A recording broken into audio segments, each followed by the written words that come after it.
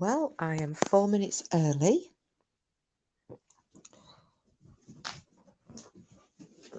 So I shall just talk away until people arrive. And we can see what transpires tonight. Now, I'm possibly, say this every time, I genuinely cannot stay online for hours tonight because I'm really tired. And I've got quite a busy day at work tomorrow. However, I'm determined, after we got sidetracked last night, I am determined that I am going to deliver this Cannock chase information. I think we started talking about spontaneous human combustion last night after we talked about, we'd done the first part, so I'm going to try and stick to topic tonight. But the best are laid plans and all that jazz. So please come in, sit down, put your feet up, grab a brew, grab a fag, and you can have a listen to what's occurring down at Cannock Chase. Hi, Danny. Oh, that was a great live last night, woman. I really enjoyed listening to that. I will admit, though, I did fall asleep before the very end, so I had to catch up on it this morning when I woke up. But I really enjoyed it, so I'm gonna look forward to catching up, and learning a little bit more. Hiya, Mrs. Mercury. Do you know what? I'm here early as well. So that makes two of us. But yeah, can I just say, Mrs. Mercury, you want to get on over? And Danny was on a live last night. It was last night their time. It was 3 a.m. our time on the Paulcast channel, talking about elements of the Charles Manson case. And this was about Roman. I can't remember his last name. Sorry, this is because I'm trying to remember all my stuff. I'll let Danny can tell you if you like. Is it Polanski? I can never remember his name. But yeah, they had loads of really interesting information. So although the Charlie Manson case isn't something I've ever been interested in prior to now, I am getting really interested in it. So thanks for putting us on to that, Danny. Really appreciate it.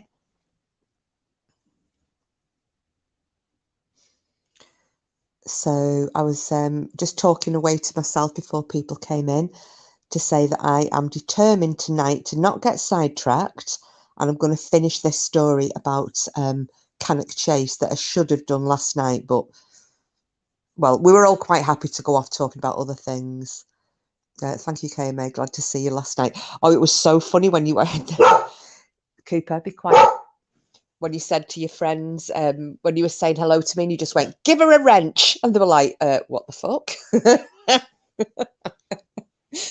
I was sat here chuckling, laughing.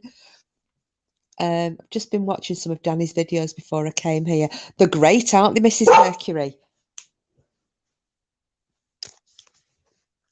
Have you watched the Ed Gein one? Because that was really interesting. And I think what's great is that you're oh God, next door's dog's barking now through the wall, and that's setting Cooper off. I'm so sorry about this.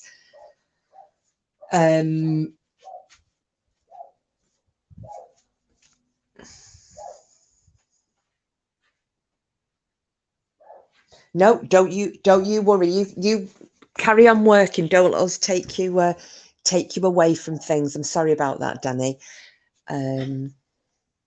We just forget, don't we, when it's different time zones and what have you.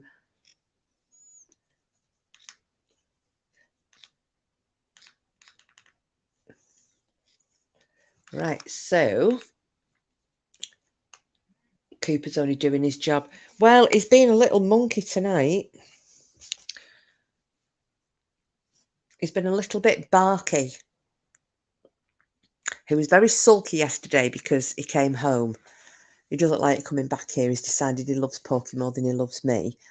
But he's found his feet again. He's been flying around the house. He's cracked his head on the dining table twice because he got the mad puppy zoomies, even though he's nearly 7 years old. But yeah, he was flying around like a maniac.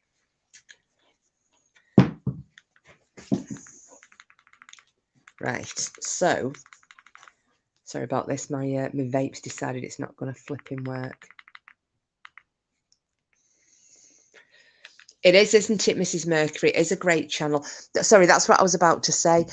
And do you know what I think Danny's got in her favour? Sorry, Danny, we're talking about you like you're not here, but it was just something I noticed, because you don't drone on like I do. You your uploads are like really concise and full of, you know, you've got all that information and you do it really professionally. It makes me feel like a right amateur. In a good way though, because I'm getting some pointers, but yeah, because you just keep them to that nice concise length of a video. So, and that's what drags people in. I intend to do that with mine, and then we end up online for, you know, 5-6 hours at a time. Although I do try to keep my stories quite short. It's just the associated and following chit chat that drags mine out. Hiya, Frida. Just having a late sweet and sour. Oh, sweet and sour chicken balls, lovely. And prawn crackers. Hiya, Kathy. How are you tonight, love? Yeah, don't bless him, Mrs. Mercury. Well, bless him. He needs holy water. I think the bugger's possessed. Hi, Lisa. How are you doing, darling?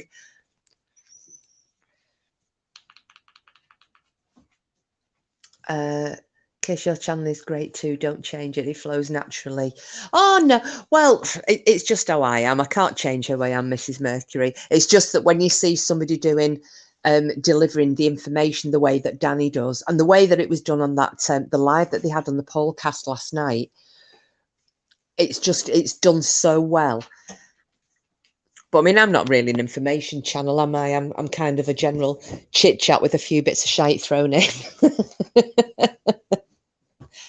Oh, you're on cheese and oh, lovely. Nothing.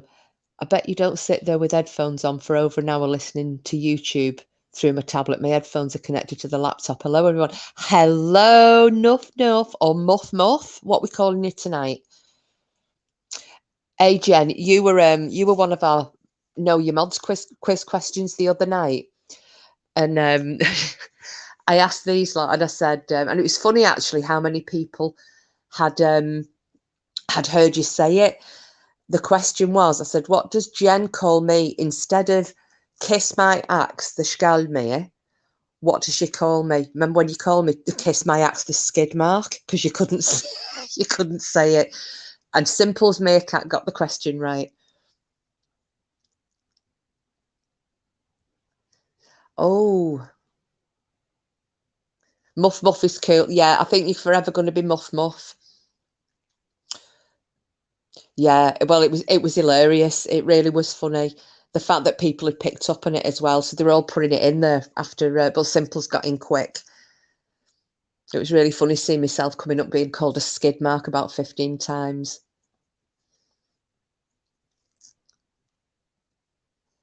Oh, the Skylar Niece one. Yes, I'm looking forward to listening to that one as well, Lisa.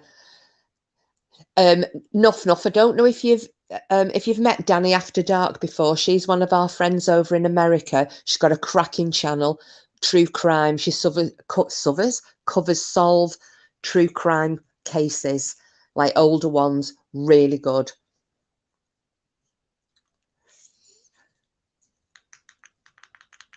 I can't say it, so you're a skid mark and I'm a muff. That's it. That's it, Jen, whatever. I don't mean by mine being called a skid mark.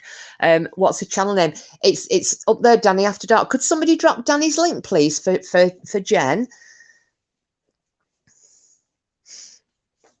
Sorry, Miss Unorganised as usual. But it's really, it's a cracking little channel. Nuff, I think you'll like it. And she also does another one. There's another channel called the Polecast.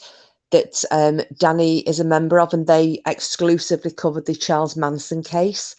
So I actually managed to catch one of the lives at 3 o'clock this morning. Really good. No problem. I'll wait to see if somebody can drop the link for you, because Danny's actually, well, although she's in chat, she's working at the moment. So, oh no, Frida, it wasn't your fault at all. I know, I don't mind.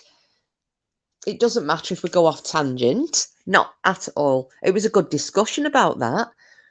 But I know that some people would have wanted to hear the Cannock Chase stuff, so I thought, well, I'll do that tonight. I'll try and keep this a short one. And have you seen me little video just informing you of what's going on tomorrow night? It's another incognito night. So I've put a little 2-minute video up just explaining it.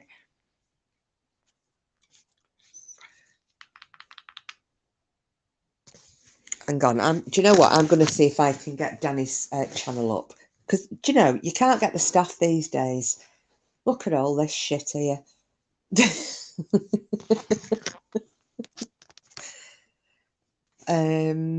Right, Danny's had to do it herself. Danny, I'm so sorry. I need to sack the staff.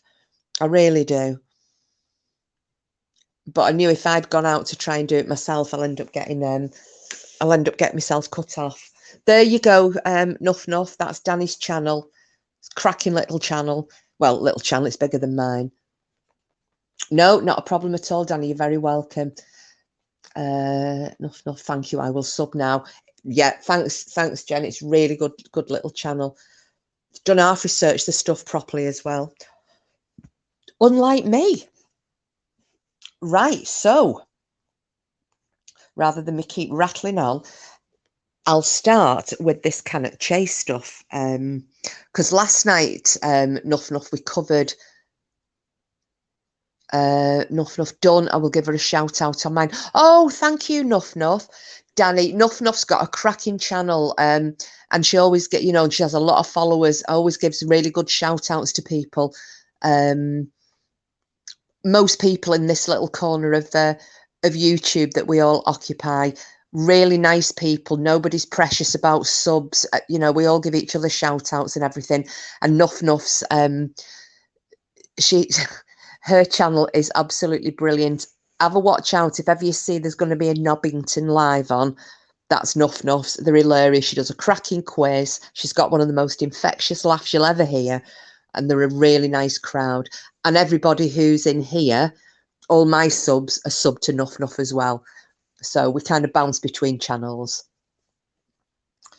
Right, so if everybody's got your brews, your fags, if you're smoking a joint, whatever, kick back and relax, because I'm about to tell you about Cannock Chase. Now, last night we were going to do, because I did that mysterious death in Ayrshire, and I've decided I'm going to try and do an FOI to see if I can find out the cause of death of that lady, just to put us all, our minds at rest. But obviously we then started talking about spontaneous human combustion, and we were talking about other things, and we did quite a lot of discussing on the Ayrshire mysterious death, as I'm going to call it. So I knew I'd have run out of time to do Cannock Chase because I had to have an early night. Unfortunately, this week I'm really busy at work. So I'm going to kind of maybe do an hour, maybe 2. I'm planning not being on here more than 2 hours tonight. And then we can just all kick back tomorrow and have our incognito night, talking about ghosties and ghoulies and mystical beasties and things that go bump in the night. So anybody wanting to join in with our Bonnie Scott. Oh, is it? Hi, KMI and chat. It's me, Linda. Changed my name. Linda Parsons, Linda. I like that name, Bonnie Scott. That could just be me. Apart from I've lost my accent. When you came in the last time, oh, brilliant, thank you. When you came in the last time and you hadn't been for ages, you know which song was in my head? Do you remember that Looking Out for Linda? I nearly started singing that to you, but I didn't want to like start the dog howling. Forget who sang that now. Was it Hue and Cry? Oh, it's your son and your dog's name. Oh, lovely.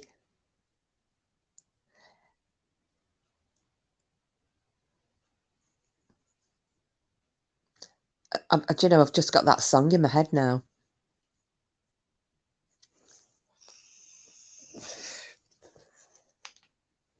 Now, what prompted you the name change, Linda? Did you just decide you wanted a little bit of a change, or was somebody moidering you?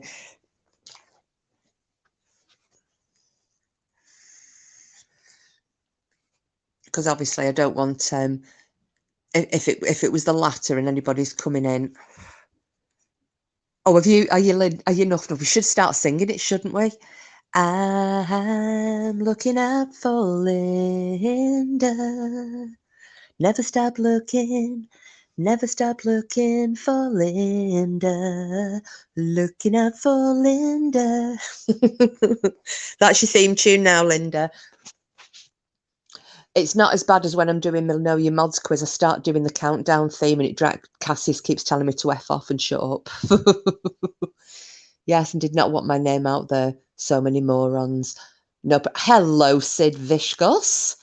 How are you tonight?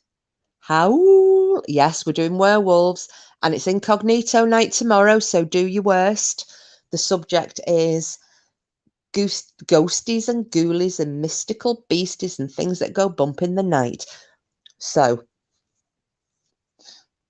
feel free, do it again like we did with the UFO thing the other night. Good. I hope you're feeling a bit better after the old Rona attack of the past week. Well, if anybody, just for Linda, if anybody's been, moidering you or what have you, and they end up coming in here, you've got a wrench for a reason. Kick them out. Not having anybody being followed in when you're coming in here for a bit of a laugh and a giggle and and some friendship. So that's why I've given you all your wrenches. We don't want none of that shizzle coming in here and disrupting your story times with Jax. Right, I'm going to start because I'm digressing as always. Okay, so Cannock Chase. For those people who don't know it, I'll presume Danny doesn't, obviously being over in the US of A. Most people in this country will have heard of Cannock Chase, but probably 50% of people who've heard of it don't know anything about it. So I'm going to give you a little bit of background on it. And then I'm going to tell you some of this stuff that I found out because I was like, WTF? Right, so Cannock Chase.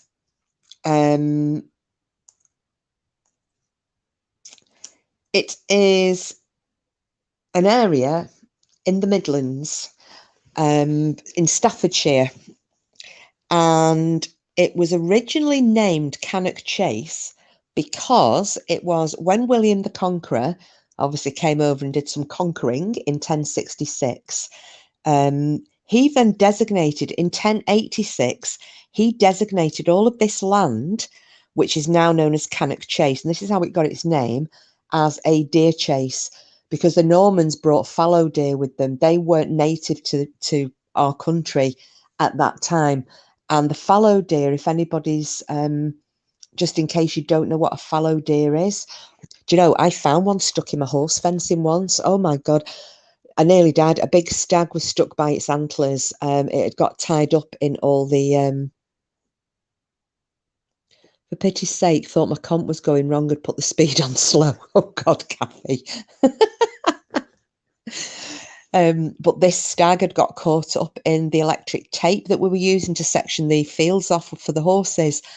And fallow deer are quite big. They're not as muscular as red deer, but they're still pretty hefty. and they have got the palmate antlers. So whereas you've got like a red deer, if you look at the antlers on a stag, they're the ones that, you know, there's a line of them, and you know, the spikes go out at different, you know, the points, I should say, of the antlers go out at different angles off the main trunk of the antler, shall we say. Well, a fallow deer's isn't. They're called palmate antlers antlers, because the bulk of the antler is like the shape of a palm. It's like huge and flat, and then it's got the points going off it. So that's what a fallow deer is, just in case anyone hasn't seen them. I think there are a lot of fallow deer. Now I'm trying to think. I'm sure Cheshire has quite a lot of fallow deer as well. Same reason, brought over by the Normans. You know, and these are the descendants of those, you know, 1,000 years ago that these deer were brought over. So all of these fallow deer that you see popping around the UK now, these are all descended from those original deer that were fetched over. So I sounded drunk. Unfortunately, Kathy, I'm stone cold sober. So that's how it got its name, because it was used as a deer chase. So it was for hunting with license by the king.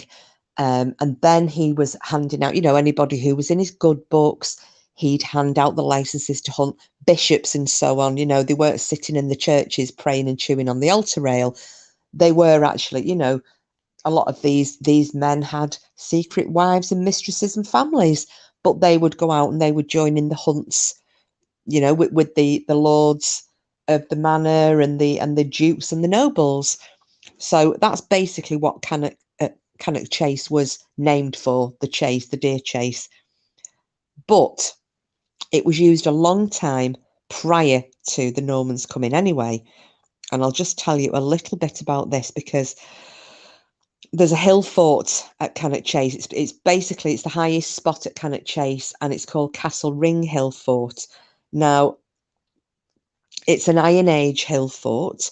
It's at the southern end of Cannock Chase, and it is nearly 800 feet above sea level. So it's the highest viewpoint in that, well, it's an AOMB, which is called an Area of Outstanding Natural Beauty. And it's also a scheduled ancient monument. Now, there's a lot of evidence when the archaeologists and so on and so forth, they found that people have lived there since the Iron Age. But there's not a lot of information available about its early use. You know, even our earliest records, you know, other than Roman records, you know, if any Roman historians may have written about it, there's very little. So our written records kind of started round about the Saxon times. So yeah, there's not a lot to be known about it now. There are it's believed that this Iron Age fort was abandoned when the area was conquered by the Romans. That, you know, they just upped and left and went elsewhere.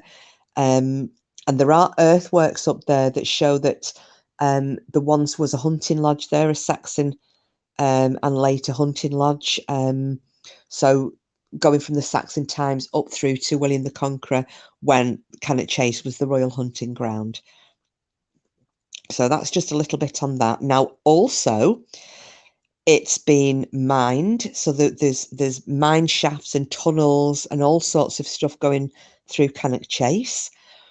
And the other thing as well is that there are two cemeteries there. There is a Commonwealth War cemetery, and then there is the German military cemetery. And this was for German. There are quite a lot of graves there, beautifully kept. You know, they're beautifully looked after.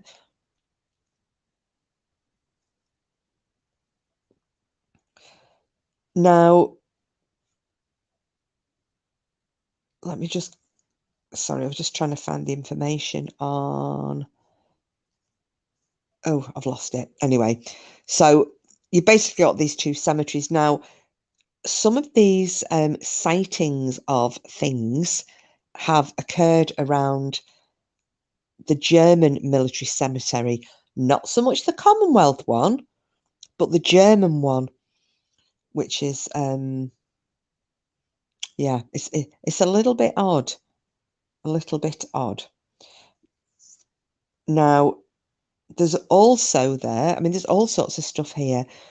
There is a Cattin, what's called the Cattin Memorial. There is a reason I'm giving you all of this, because do you remember the other night I was talking about places with dark histories when we were discussing dogmen? This is kind of where I'm going with this. So we've got Iron Age fort occupied by the Romans. We've got this, you know, a 1,000-year-old royal hunting ground. We've got Commonwealth war graves. We've got the German war cemetery. So they were, you know, the German prisoners cemetery. Now we've got the Cattin Memorial. And this is in the pine forest of Cannock Chase.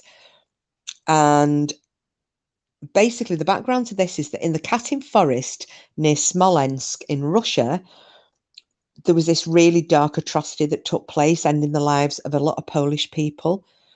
Now, several countries blame the Germans, including us, you know, the British. However, sometime later in the 1990s, Russia officially admitted that they were responsible. So, you know, we're 1,600 miles away from where this occurred, but we have got a monument to those, you know, the Polish people who lost their lives.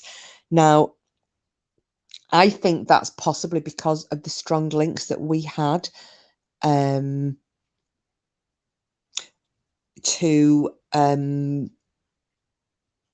Poland. If you remember, a lot of Poles came over here during the Second World War. They had a regiment, a kind of an attachment to the RAF. And as I think I've mentioned to quite a lot of you before, the area that I grew up in when we came down here to England. Oh, hi, Liz. Don't recognise you, but you're very welcome to join the channel, and nice to see you. And thank you for subbing to Danny. Always nice to see a new face. Just giving a bit of background on Cannock Chase, then we're going to get into the weird story. But yeah, thank you for joining us. You're very welcome. So yeah, so as I've explained, the area that I grew up when we came to England was there were a lot of Polish. Now, a lot of the kids I was at school with were either the grandchildren of Polish who had come over in the war. For that reason, you know, they'd either come to escape Nazi involvement, or they had come over to join the fight. And these were, you know, surprisingly, these weren't, you know, I would have thought they would have possibly been Polish Jews, and they weren't. These were Catholic, you know, Polish Catholics for the most part. So a lot of the kids I was at school with were either the, you know, grandchildren of Polish people who'd come over in the war, or their parents had come over after the, you know, that type of thing. So we have got some very strong links with Poland. So I think that's quite nice that they're remembering, you know, this Katyn tragedy. And also there's a little note here that's saying the Polish visitors to Cannock Chase feel a resemblance between the pine and the birch forests over here and on Cannock Chase to those in Katyn. So a memorial dedicated to those fallen, that's existed on Cannock Chase for a long time. It was originally a small wooden tribute, and in 1979 a local Polish man helped to raise funds and volunteers to help assemble this more permanent tribute. And the son of one of the fallen men unveiled the monument at Springsglade, and that's the name of the little area in Cannock Chase where this monument is. And now then, the memorial that you can see today, if you go to visit, that was erected in 2010. So there's a new plinth there that reflects that the truth surrounding this tragic event has finally been revealed. Liz, I'm living in Canada, but I'm from Scotland, Glasgow. Well, welcome in. I'm Scottish, although you wouldn't know it with my accent. And we have Roberta who comes in. She's from... Done it again. Oh my God. You'll get used to that as well. I do this every flipping time. And then also Cassius, he's in Elriki. So I don't think we've any Ouijas in here apart from your good self, but I probably have and have forgotten. But yeah, great to see you. Oh, hiya, Sheila. No, don't worry about you're not late at all. I haven't started the story. I was just giving a little bit of background on Cannock Chase. No, it's brilliant. We have got people who are in Canada as well who are members of the channel. So you know, they'll pop up as and when. Danny's in America, Captain's in America, Lady Witch is in. She's Michigan, isn't she, Lady Witch? Raven's in Canada, Genetic Code's in Canada. So yeah, we're all over the place. We've got people in Australia as well. So there's always somebody that's got warm weather, even if you're freezing. And if you come in again, lovely, you'll have you'll be blue like everybody else. I give everybody a mod. I make everybody a mod when you come in. Right. I'll stop flapping me gums and I'll get on to this Cannock Chase werewolfy stuff.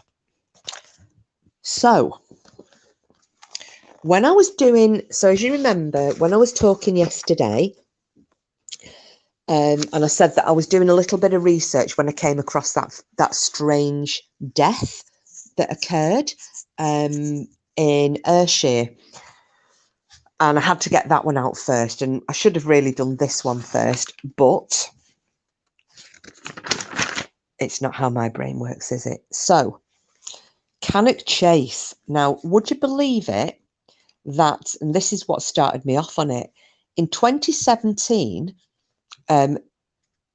this gentleman made a Freedom of Information request to Staffordshire Police. And his question was basically, could they give him details of any strange beast and creature sightings in the Staffordshire area, and more specifically Cannock Chase, between 2008 and 2017. So off this Freedom of Information request went to Staffordshire Police, and I've got the figures that they provided this gentleman with. Now, I think you're going to be quite shocked when you hear what was actually provided. Very, very, very strange. Okay. Because the stories that keep cropping up saying, you know, in the local newspapers and occasionally on radio programs, and it'll say there's something strange running around Cannock Chase, always like it's just a something.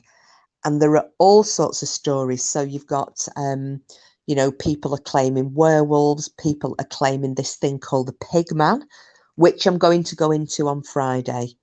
Oh, that's tomorrow, isn't it? Right, okay. Tomorrow. The pig man is going to be one of my one of the stories that we cover in our ghosties and ghoulies and things that go bump in the night. Hiya, Paula. How are you, darling? I've literally only just started telling the story, so you haven't missed anything as yet. All you've missed is the background to Cannock Chase, but you probably know that anyway. It was just for anybody who didn't know what the area was like. So, apart from the you know, newspapers, news reports, radio stations saying there's something strange running around Cannock Chase. Oh, and there you go, Paula. We've got a new friend as well called Liz, originally from Glasgow, but she's living in Canada, the lucky beggar, although she is freezing. So get these figures, right? Because I've written these down. I couldn't believe this. So just a little recap. Can you please provide us with Details of strange beast and creature reports made to Staffordshire Police between 2008 and 2017. Right, and I think you're going to be shocked about this. Big cat sightings, 17,093. Oh, well, you'll know all about this then, Paula, won't you, love? So, yeah, big cat sightings in that area, 17,093. Okay. Now, we've got other cats here, but this wasn't broken down. This is something just described as a big cat. Aside from that, 1,003 reports of a puma. Then 1,433 reports of a leopard. Oh, it gets even better, Sheila. Wait till you hear some of these. Beast, right? So this is just described as beast. 85. So 85 reports to the police saying, I've just seen a beast. What did you see? Dunno. It was a beast. 85. Right. Wolf. So reports of a wolf, 409. Large canine, 6 reports. Cryptids. So the police haven't broken this down on this FOI reply. So I'm presuming, I don't know, maybe the Pigman reports were included in that. But cryptids, 6. And does anyone want to hazard a guess how many specific werewolves have been reported to the police at Cannock Chase between 2008 and 2017? Oh, is it news to you, Paula? Well, I tell you what, be careful walking dogs up on Cannock Chase, I tell you that much. Because my friend lives down there and I have been across Cannock Chase with her, with the dogs. I don't think she knows all of this because she goes up and she takes the damn dogs herself on her own. Actually, no, Linda, not that high. You see, I think some of those werewolves, things that people may have seen or thought was a werewolf, they've just described it as a wolf because there's 409 wolf sightings. No, not that high. I will tell you because obviously I'm being a bit silly. Actual werewolves. So let's break it down again. 6 people have phoned and said we've seen a large canine. So they've not described it as a dog. So that's 6 large canines, 409 wolves, 12 people have actually said, I have just seen a werewolf. So that's actual 12 police reports taken relating to werewolves. Now, just aside from this, prior to this, so up to so this was 2008, up to 2009. So I don't know why the person who made this FOI request had picked these specific years, but there were obviously a hell of a lot more werewolf sightings prior to this, because in the years up to 2009, there had been 20 werewolf reports made to the local police. Now, I'm not being funny, but if I saw something like that, I think I would be inclined to say wolf. I think I've seen a huge wolf or a massive dog. Yeah. I don't know, though, Frida. I think 12 werewolves is bad enough. I don't like to think about it. Now,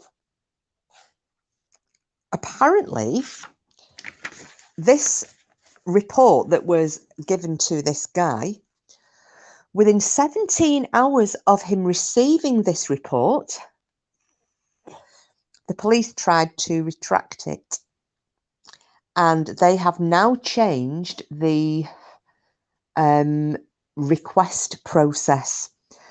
you have to be incredibly specific about what you want. So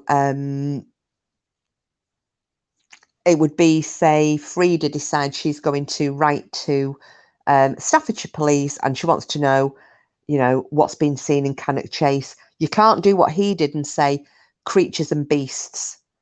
What you have to say is, have there been any reports made to the police in Cannock Chase about werewolves? And they'll come back, but they won't tell you other things. And if they are reports that have been made, like maybe somebody's seen them on Cannock Chase, but they get home and report them to their own police force, they're never going to get picked up in this. You just message your son to do the research on this scary stuff. Yes, please do, Paula. There's a really good channel. She's called Deborah Hartswell.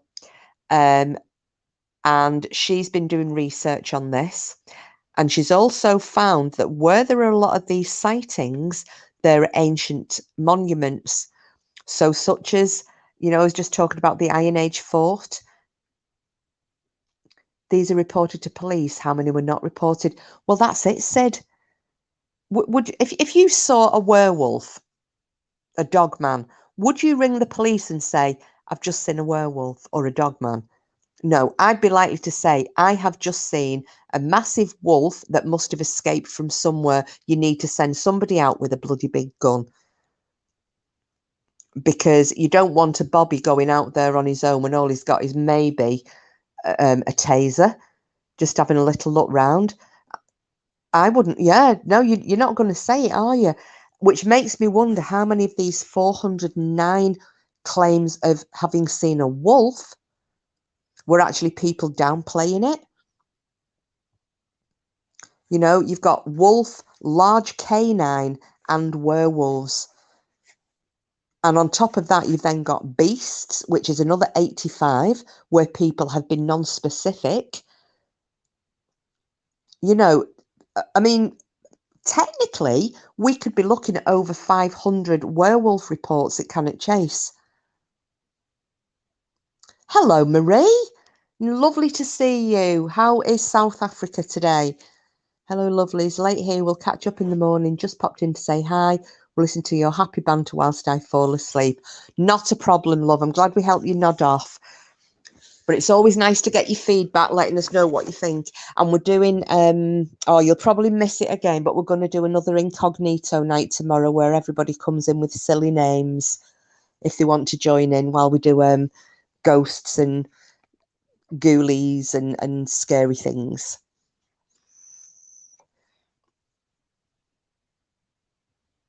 Oh, there you go, Marie. Just in case you're listening and not reading, Danny said hello to you, and Frida has as well.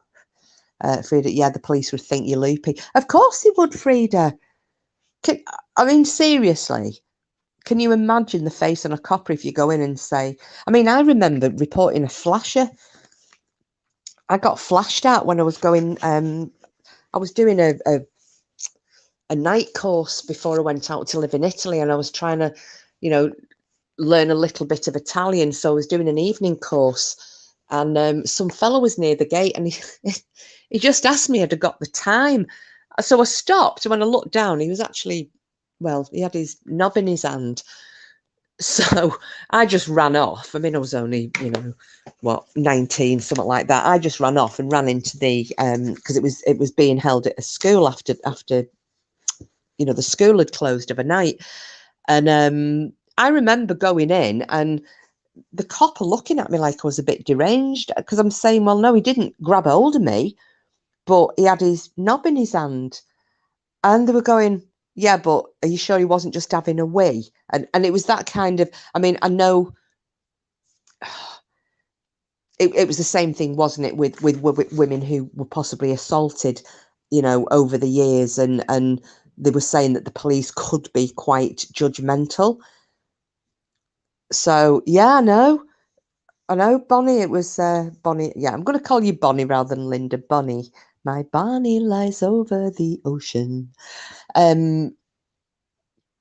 Sorry, musical interlude.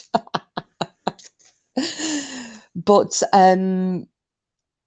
yeah, it was one of those things that made me feel like I was stupid. So I don't think and I've never forgotten that. And I don't think for 1 second that I would go in and go, yeah, I think I've just seen this thing that was like a werewolf. It was standing on all four, all fours, and then it stood up on its hind legs. Then it was like running at me like a man does. Our second verse. Thank you very much, Paula, for joining in. So yeah, I can fully understand people not making these reports. Now, I'm actually going to. So some of these stories that I've got, they're quite short. I've not gone into massive detail because I thought I wanted to just talk about those figures. Oh, your family are Welsh, are they, Paula? Yaki da. Does that actually mean anything? Yaki da? I don't know. Anyway, so yeah, it's just that with the whole figures, I just found them quite telling. But the fact that the police, within 17 hours of providing this info, the email arrived with the guy, and within 17 hours they wanted to retract it. Oh, is that what it means, Sid? Oh yeah, of course, because you're an honorary Welshman, aren't you?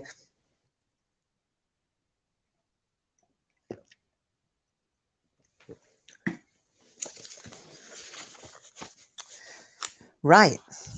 So I'll tell you a couple of these little stories, shall I? Now, we're going to take a little trip back in time to 1879. And there's... Hello, my darling. Porky in the house. Oh, they go, so bring back my Barney to me. Yeah, musical interlude as always. So, January the 31st, 1879. Now, it's a place called Ranton, Staffordshire. This is just off the Chase. There was a cartman, and he had been... No, it's fine, Paula. You sing away, lovely.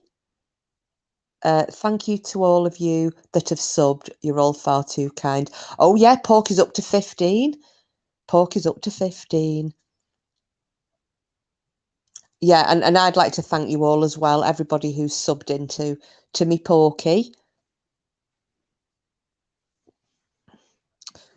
Oh, did you say pork cop this time? Oh, God, yeah, pork cop.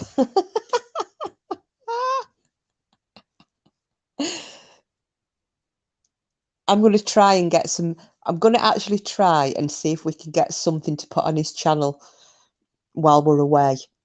At the beginning of next week, so we'll see. But he's definitely got some incredibly good footage coming incredibly soon. That will be incredibly good. I'm trying to see how many times I could use incredible about Porky's channel. Simple as meerkat, pork cock. Welcome, simple as meerkat. Pork sword, pork cock, pork cop, whatever. Oh, you've got 18 now. Wow. See, it's coming in handy, me putting your little thing at the top of my channel. Simple as meerkat. I step in and what the fuck do I hear? It's Marie, if you go, it's Paranormal Pork. See it? Can you see the pinned comment that I've made at the top of chat? If you click on that, the link's there to his channel.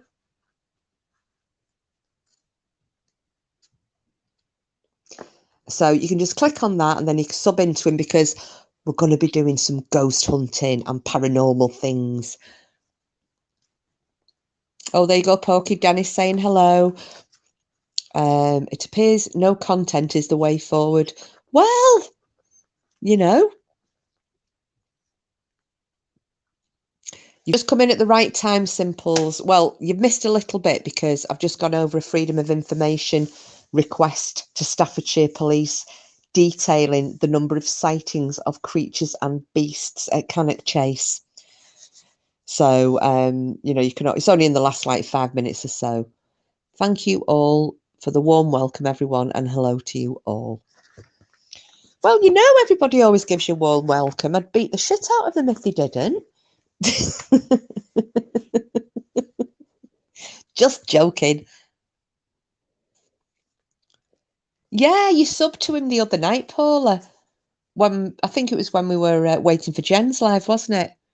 I've been catching up on a few gym people, but got it. Don't you worry. Right, so just as a matter of interest, is anyone? What? Just as a matter of interest, is anyone here naked? Should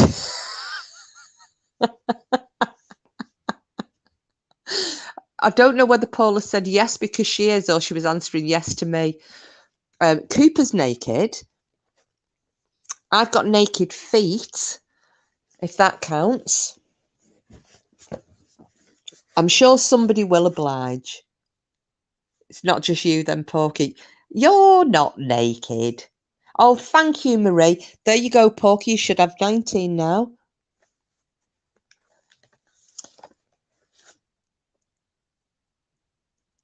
Sheila was an hour ago in the bath. Kathy is underneath her clothes.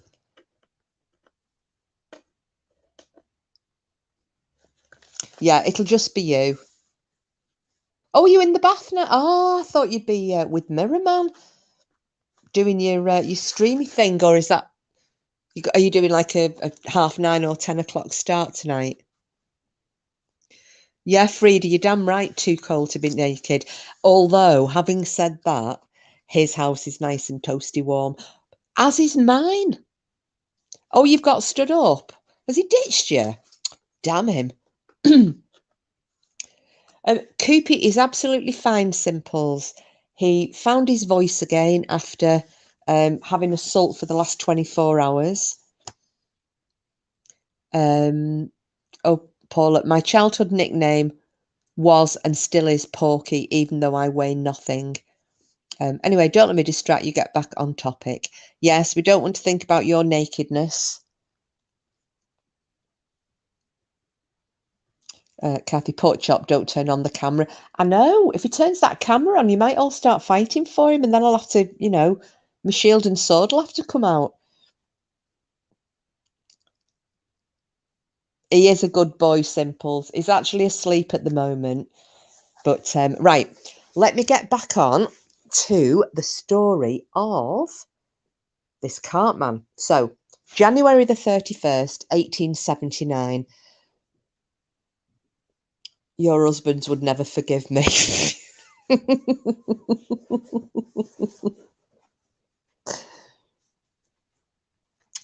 This cartman has been employed to deliver some furnishings from the village of Ranton, sorry, and it's quite a distance he has to go, so it's a full day's journey.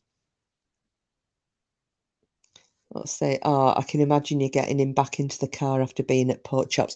Simples, he gets in, he sticks he gets a lip on him like you wouldn't believe. He gives me the stink eye.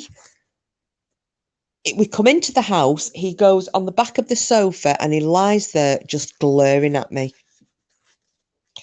That's my dog, who doesn't love me anymore. He's found a new love. Right, so I will stick to topic.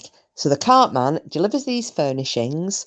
Like I said, it's a full day's journey, and he's coming back and it's pitch black. And his horse is going quite, you know, because they're both tired. His horse is going quite slowly, pulling the cart along, albeit empty now.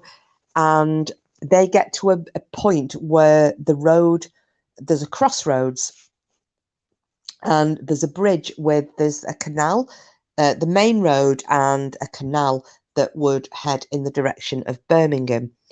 And as he gets to this bridge, he hears something there's a plantation off to the side. There's a rustling sound, and all of a sudden, out of the undergrowth, there bursts this huge creature. I mean, you've got to think about it, that all this coachman would have had, back then, they would have had a storm lantern on the coach, so it would have given a little bit of light just to light, maybe a foot or so in front of the horse, but nothing more than that, just so that they could see the road and any potential dangers on the tracks. But there were no street lights there. He was out in the middle of nowhere, and he's at the forest. So all he's got is his storm lantern with a candle in it. This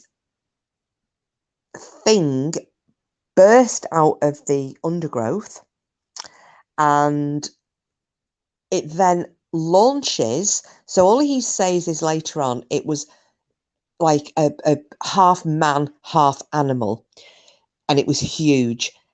And it bounced from the ground straight onto the back of his horse. And because don't forget, his horse is pulling the cart, so it's in front of him. It bounces onto the back of the horse. The horse has an absolute shit fit. This thing gets bounced off the horse, and off they take. So he's like flat out then, and then it tears off back into the undergrowth on the other side.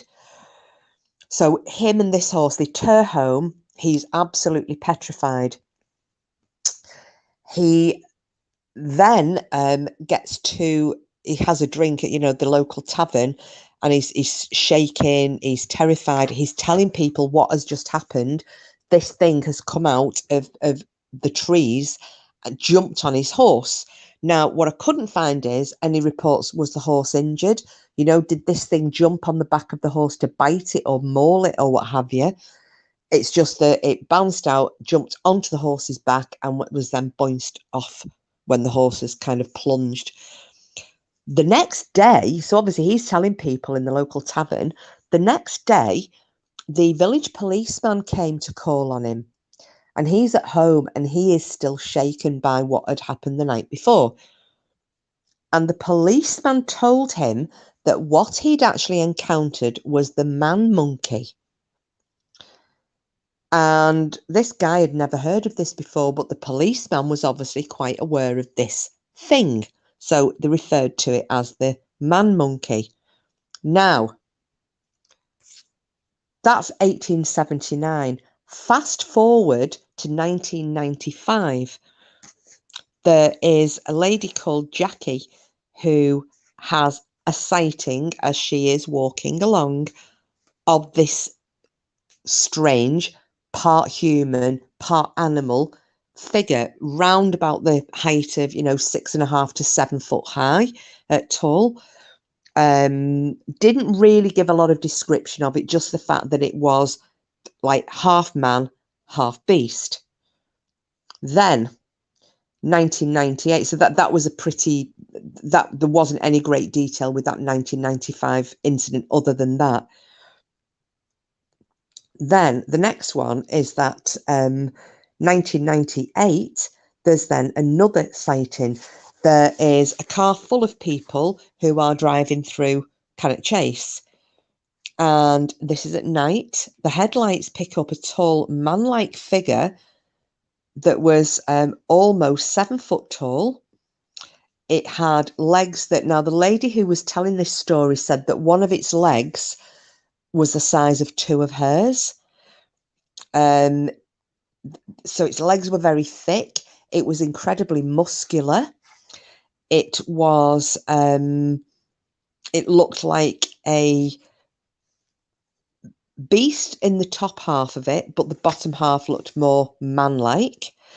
And it was covered in darkish, like blacky brown hair.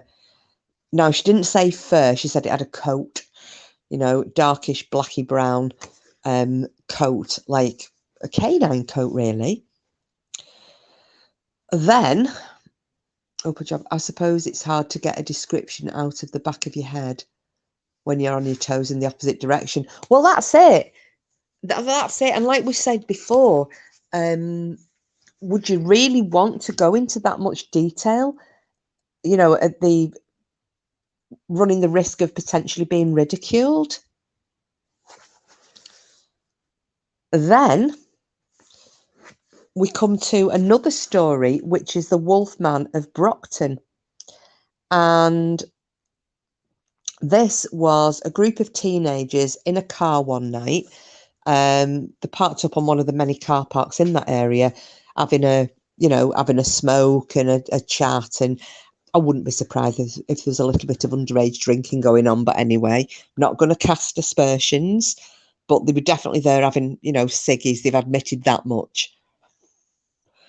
And they happened to see, probably about 20 yards away from them.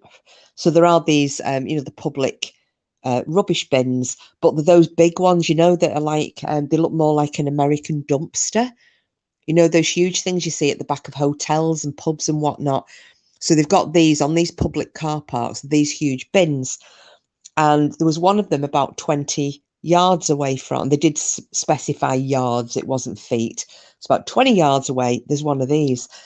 Now, they see this thing come out of the woods and go over to this bin and start rummaging about in it. And they said, again, this was a gigantic, oversized wolf. It was upright. It was walking on its hind legs. And they were absolutely convinced. And that, again, was a report that was made to the police. Now, we've then got a 2013 report and this was in the Birmingham Mail, and this was by a resident of Cannock Chase, that she had seen a human-like creature. There is a report from 1986 where there was a couple in a car, and as they're driving along, they noticed that there is this, I'm going to say dog man, because it just sounds like a dog man. After we've discussed them, it's standing in the road. Now, does anybody remember the tale that I told you that my friend Gaz had told me about the Belmont Road, like years back? And the thing that was standing in the road, and that it charged at his then girlfriend's car and ripped the chrome bumper off that old Mini. Well, this story sounds incredibly similar. It's not the same, but it gave me the shivers a bit, because what happened was this couple were driving home. It's about 1 o'clock in the morning. They're coming through the forest at Cannock Chase. They see this thing in the road. Initially, it's on all fours. They think it is, well, they're not sure what it is at first. Very similar to my friend and his girlfriend. However, they then realise that this is a dog, whereas Gary and his girlfriend thought it was like one of those Highland cows because of the shape of it. This thing stands up on its hind legs and turns and faces them, but it doesn't register with them what it actually is. They're not sure what this thing is. So they beep at it. It does now. They flash the lights at it. It does now. So he drives forward thinking he's going to nudge it with the car to get it out the way. And as he nudges it, so he's only crawls forward. He doesn't smack into it or anything. This bloody thing goes full face front to the car and leans on the bonnet. So it puts all its weight on its front, I'm going to say hands, its front hands on the bonnet of the car and presses down. And can you imagine if you make yourself do this kind of thing? So imagine that you're pressing on the bonnet as you're leaning forward to like glaring through the windscreen. That's what it did. And because of the size of it, because it was massive, I think they said it was about 8 or 9 foot tall, they reckoned, it was wondering, do these reported incidents only happen at night? A lot of them do, excuse me, a lot of them do, Frida, but I've got one that happened in broad daylight that I'm going to tell you in a second. So there are some sightings in the daylight. So I would piss my pants. Linda, me too. I don't think I'd just pee my pants. There'd be a bit of brown adrenaline. I've just peed my pants then when the dog barked. Coops, give it a rest, mate. So this thing has put all its weight on its front hands on the bonnet of the car to glare in at them. And as it did this, because of the size of it, and obviously it is ripped as out, it leans on the bonnet of the car, and the car bonnet goes down. So it goes right down on its front suspension. And they are like, oh, well, he said to his missus, that's a werewolf. And she's going, it can't be, with this thing now glaring in at them through the window. And at that point, he's shitting himself, this guy, absolutely crap scared. The wife is still not quite sure what she's looking at. And then he said, all of a sudden, this thing kind of looked up and over the back of the car. Now, don't forget, it's because it's pressing down on the bonnet. The car has gone lower, hasn't it? So it can obviously see something that it wouldn't have had a clear line of sight of if it hadn't been pressing the car down the way it was. And the guy said he looked through the back window himself and he saw another vehicle was coming up the road behind them, at which point he's thinking, thank God. And he said, all of a sudden, as he looked back, this thing kind of took one last look at this car that's approaching from behind, looked at them through the window, turned away to what would be the passenger side of the car's direction, and then shot off, bounded down onto all fours and shot off into the undergrowth and disappeared into the forest. Now, he described it, although it was canine looking, yeah, it did, Simples. Or it probably just thought maybe this won't be as easy pickings as I thought. Or maybe they don't mind only being seen by one lot of people if they've got a captive audience, but not a second lot of people, maybe. But this man and woman, they described it as hyena looking. Now, there have been reports through the Midlands and other places, I think Cambridgeshire was one of them, with and I'm going to cover that tomorrow as well, these hyena type animals. So now we've got a broad daylight one, which is what I was just mentioning to Frida. There were a guy on his way to work in the morning. It was a light morning, late spring, early summer, about 6 o'clock in the morning, and he is he works for a what do they call him? Oh, what's the name of it now? Sorry, hang on with me a second. My brain has just gone completely blank.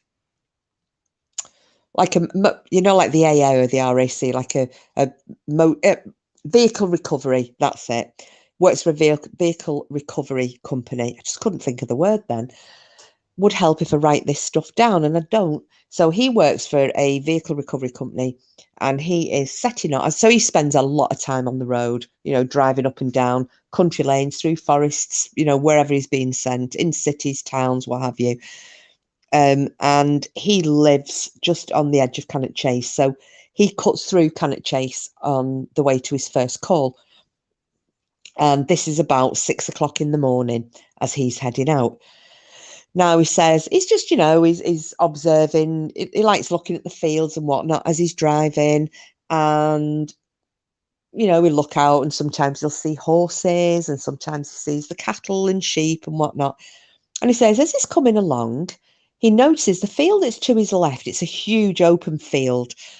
And he notices that because of the way that the road is kind of curving slightly at that point, the far end of this field, he's not having to look to his left-hand side to look at it. It's kind of it's straight ahead of him because he's coming round a slight bend, so he can see the far end. And he says he sees deer. There's 3 deer, and they are pelting across this field like hell for leather. And he said they're pelting across the field.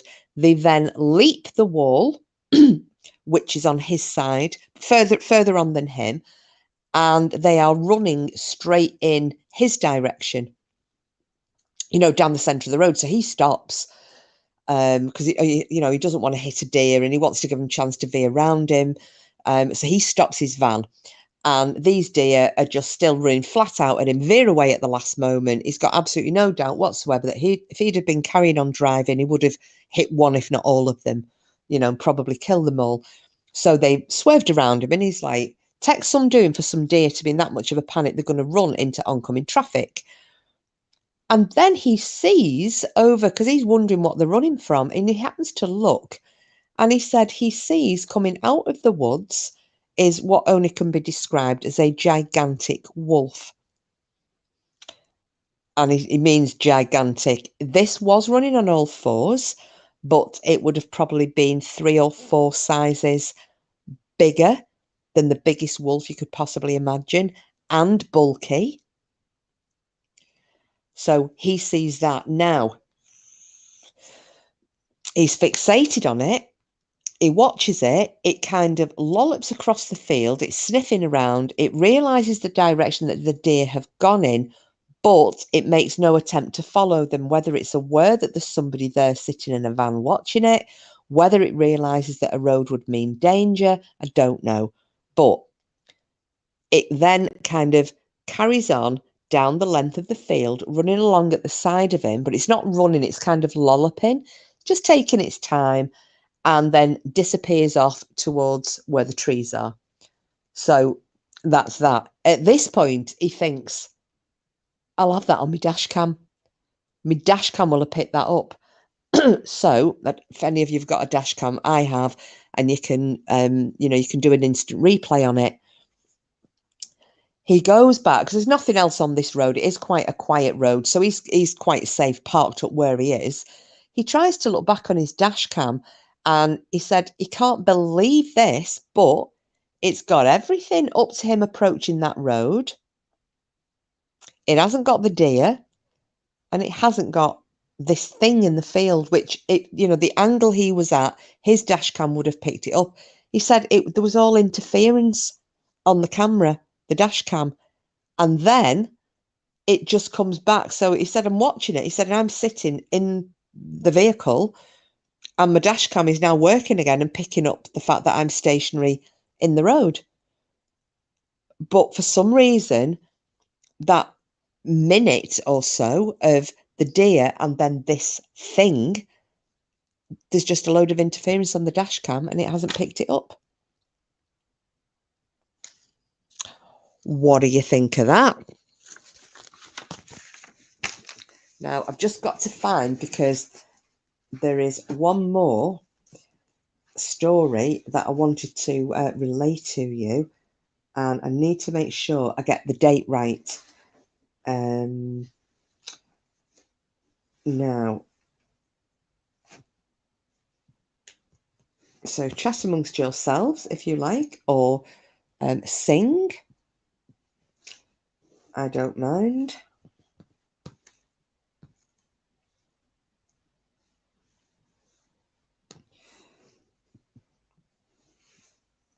Because this one story, I was like, are you taking the absolute piss? Oh, it's not let me do a search for it. Sorry, this is me trying to use, I told you this other device is absolute shite.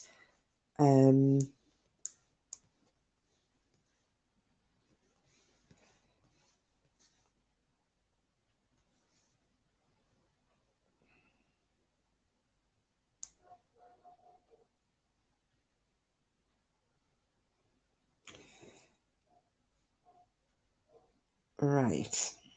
Okay. This is the weirdest thing I have ever heard. Okay. And I'll see what you all think.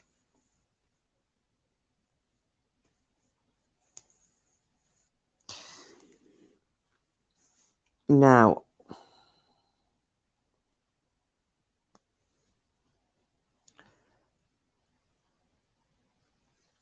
let me just...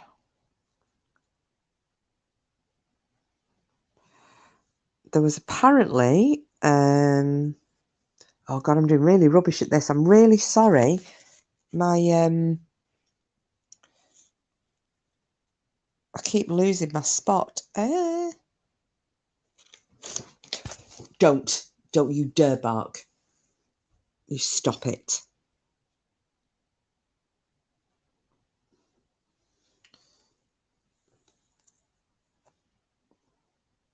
Right.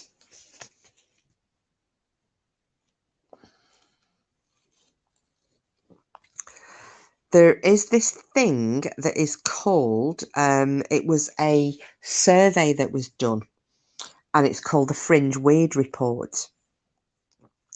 And it's like a supernatural survey. Don't worry, I'm cooking. We'll be upstairs soon. Coops can sit with me for a story. Yeah. He always does it when I get to a spooky bit. He always has to do a bark. I don't half jump out my skin, little bugger. Now, this covers sightings, and I'll just go through a couple of them with you. But it's this one that is from 2006, which I just found absolutely crazy. So basically, these are just giving a little outline on, on some sightings. And it was saying that for this one, this makes mention of those 20 reported werewolf sightings on Cannock Chase. And when I'm saying reported, these are reported to the police. Now, this guy, the report was put together by a fella called Lionel Fanthorpe, and he is a leading paranormal researcher.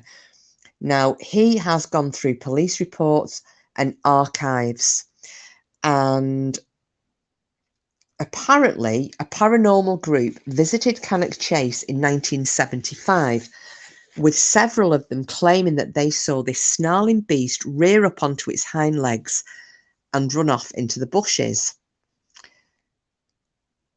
There was, in April 2007, there was a story in the Stafford Post newspaper that it said the West Midlands Ghost Club had been called in to investigate calls from people who'd seen a werewolf-type creature prowling around the chase.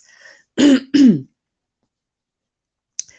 then when I mentioned the German war cemetery earlier, now, if you remember me saying about when we were talking about the dogman on the Chisholm Trail, in the Chisholm Trail area in Texas the other night, and the fact that that particular trail has got a very dark history, and these places with dark histories or, quite negative energy, there seem to be these dogmen, stroke werewolf, stroke sinister cryptid sightings cropping up a lot. And it's the same with the German war cemetery, that several people have claimed that they saw a wolf, and that's in inverted commas, walking on its hind legs through the German war cemetery. Now, the West Midlands Ghost Club, they took what it called credible eyewitness accounts, and this was from a local scoutmaster and a local postman who claimed that they'd come face to face with this particular werewolf. Both said they thought it was a large dog, that it raised itself up to its full height of what was almost 7 foot tall, and then it darted off into bushes when it was startled. Now, this is the weird one. In 2006, I just had to check the date and I've lost the actual story, but I'll try and remember this one for you. In 2006, the Highways Agency were inundated, the switchboards were getting jammed because people were claiming to have seen that there was a large wolf type canine running in traffic on the M6, and it was running in and out of traffic. And I'm trying to see if I can find the actual news story on it. Here we go. I've just found, which I think it's in this one. Right.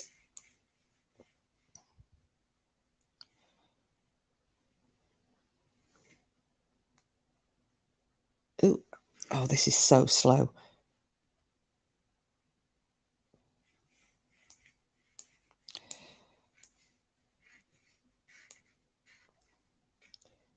It was in broad daylight.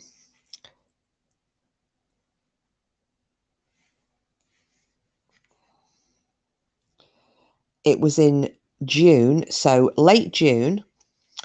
Reports flew around Staffordshire, around England's Cannock Chase Woods, that there was a fully grown wolf was wildly roaming around the area. So this was kind of, so this is in 2006.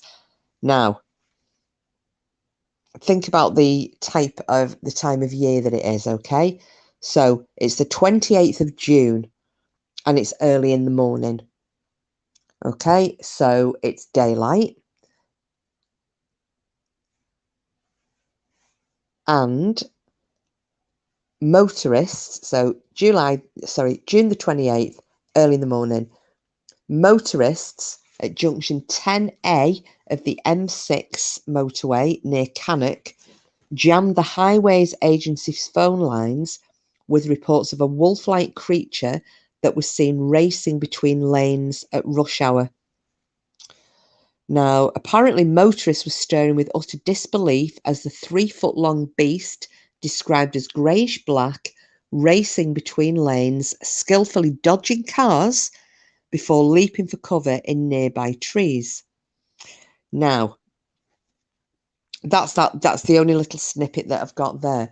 But when I listened to another channel and they were talking about it, they said that the Highways Agency and the police went out to that junction to try and search for this, this dog.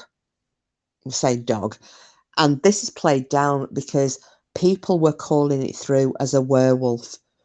People were calling this thing through in the early morning, in broad daylight, and saying they have seen a werewolf running at speed and dodging. And these are cars travelling. And anyone knows that stretch of the motorway, that bit round Cannock, you can get a bit of speed up there.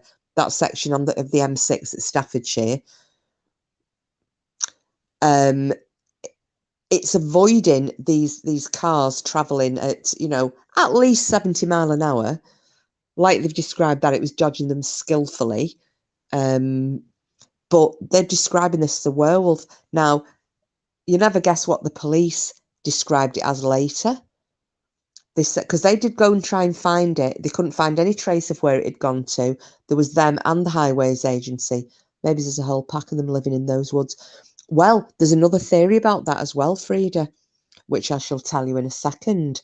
The police then issued a statement, apparently, I don't know whether this was on the local radio, to say that it was nothing more than a big husky. It was a husky that was running loose on the motorway. Now, I'm sorry. Really? Do you not think that out of all the people, if the Highways Agency's phone lines are jammed, there are an inordinate number of people ringing, do we not think that out of that inordinate number of people who are ringing, there isn't at least one person who would have recognised a husky from a werewolf. Just going to throw that out there. I don't know what you all think.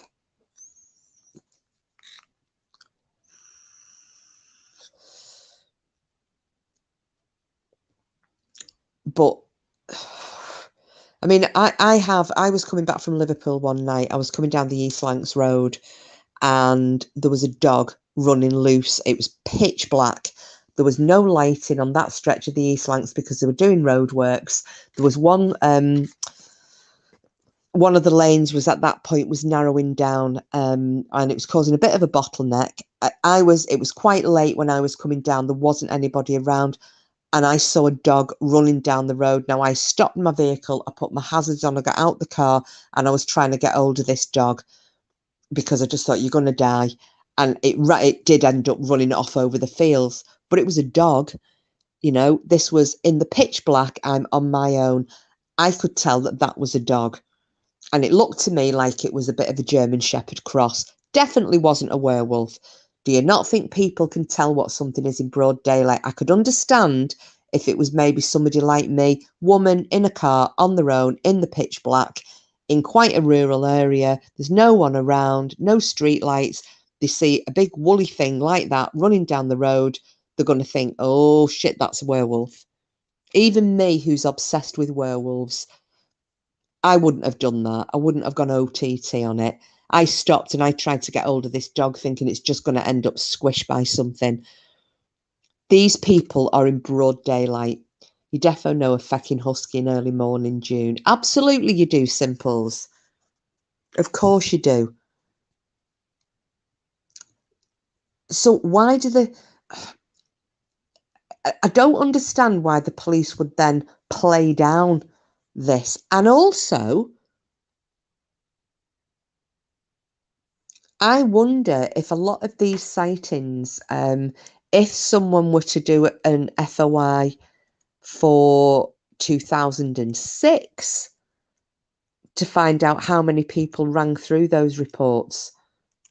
Then again, though, it's the Highways Agency, isn't it? So you could probably approach the Highways Agency because they were the ones getting the calls, not the police. So I wonder if anybody's thought to do that with the Highways Agency. But it'd just be interesting to see what they were ringing through and how many people rang them through. Because to me, I would say, I mean, I'm looking at from the perspective of who I work for.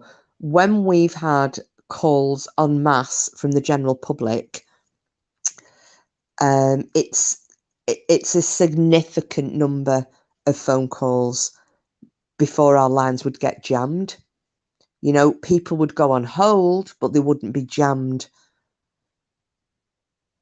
You'd have to be talking hundreds upon hundreds ringing in the space of a minute or two for our phone lines to get jammed. So I'm going to hazard a guess that maybe the Highways Agency is similar.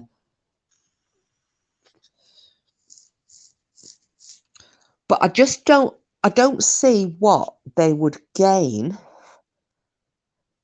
from having to say something ridiculous like it were a husky when it very obviously wasn't. And people who had reported this thing to the Highways Agency, when they heard the report that it was, you know, the police were saying it was a husky that was running loose, they've said straight away, it absolutely was not. It was not a husky. This was, and they're calling it a werewolf.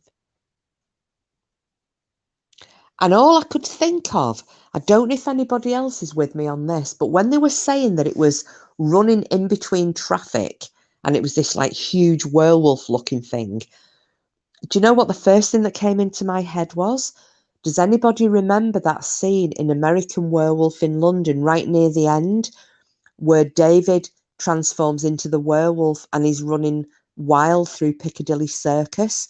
In between, you know, and he's causing all those crashes with the buses and the taxis and the police cars. and he's running in between all the vehicles. That big, ugly. I mean, I know that, you know, the special effects weren't great back then, but it's one of those things that has stuck in my head because I was only a bit of a kid when I saw that film. But that's the one thing that came straight in my brain, thinking, oh my God, imagine if it looked like that running in between vehicles, dodging everything at high speed at that particular junction on the M6. So I'm guessing you're going to know which scene I'm talking about, guys and gals.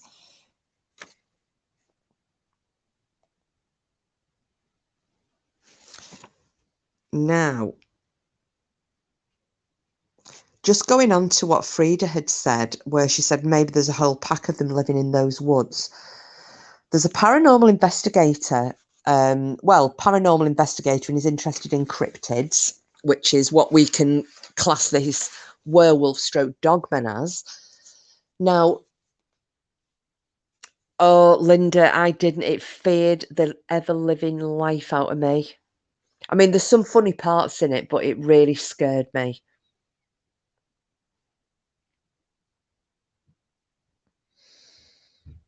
I think the bit on the London Underground finished me off.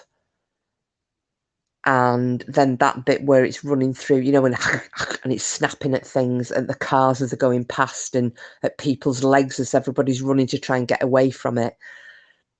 You know, and the policemen are trying to keep it in the cinema, you know, behind. They pull the metal shutter doors down, and there's all those bobbies trying to lean against the door to stop it, and it's throwing itself against the metal shutters trying to get out. It really scared me, that did.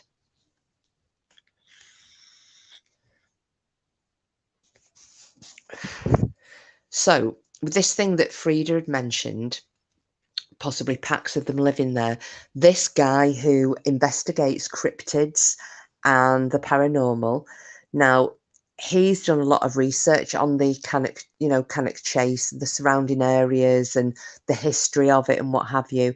Now, as I mentioned briefly before, there are a lot of mine shafts and mining tunnels down there. You know, some are a few hundred years old. And he said he believes that these dogmen stroke werewolf stroke wolf type creatures are a subterranean breed of dogman that are living and traveling around using these old mining tunnels, that they are living and eating and breeding down there. They're staying mainly subterranean, apart from coming up to hunt the deer that are running free on Cannock Chase. Oh, hi, Julia. Hi, Kiss and Chat. I'm late, been packing tonight. Oh, of course, you're going up to the Lake District for your little mini break. Oh, how lovely. Are you going tomorrow, Julia? The Wolves in Twilight. I know CGI, but very good. They are very good, Frida. They're incredibly lifelike, aren't they? But yeah, it's just that on the whole American Werewolf in London. Oh, you're going to... Oh, well, I hope you have a lovely time. I've got to wait till Monday before we go. So I've got 3 days to wait. But it's all good.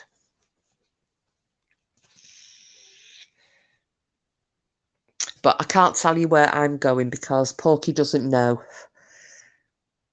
I've arranged it, so it's his surprise.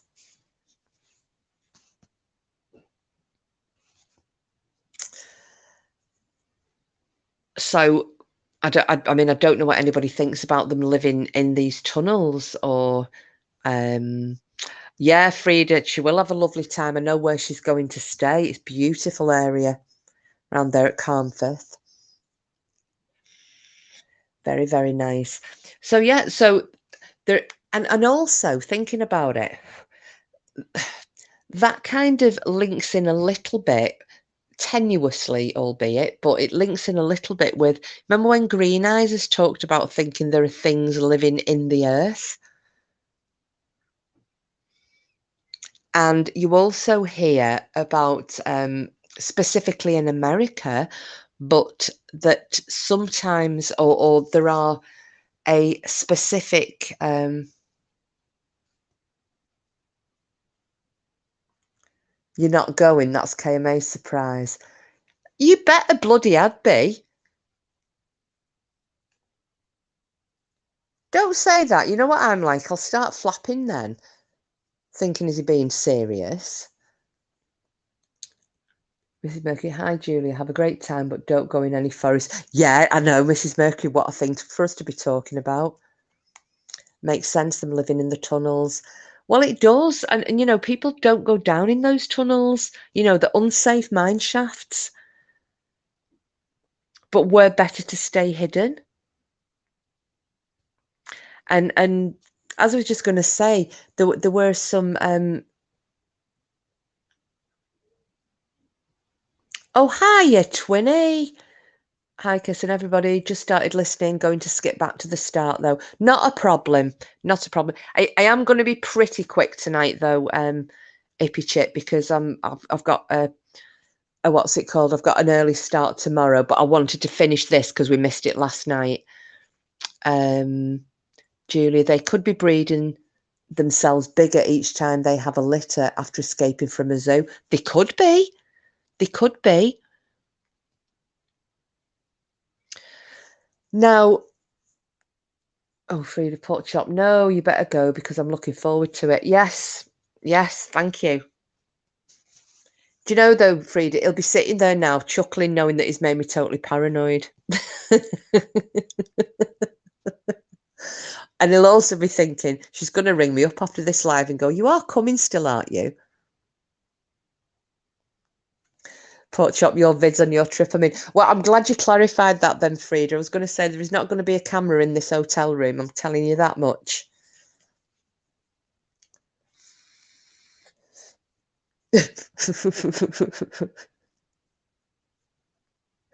See, Pork Chop, she knows me well. I know, don't be evil to me. I've been really nice to you.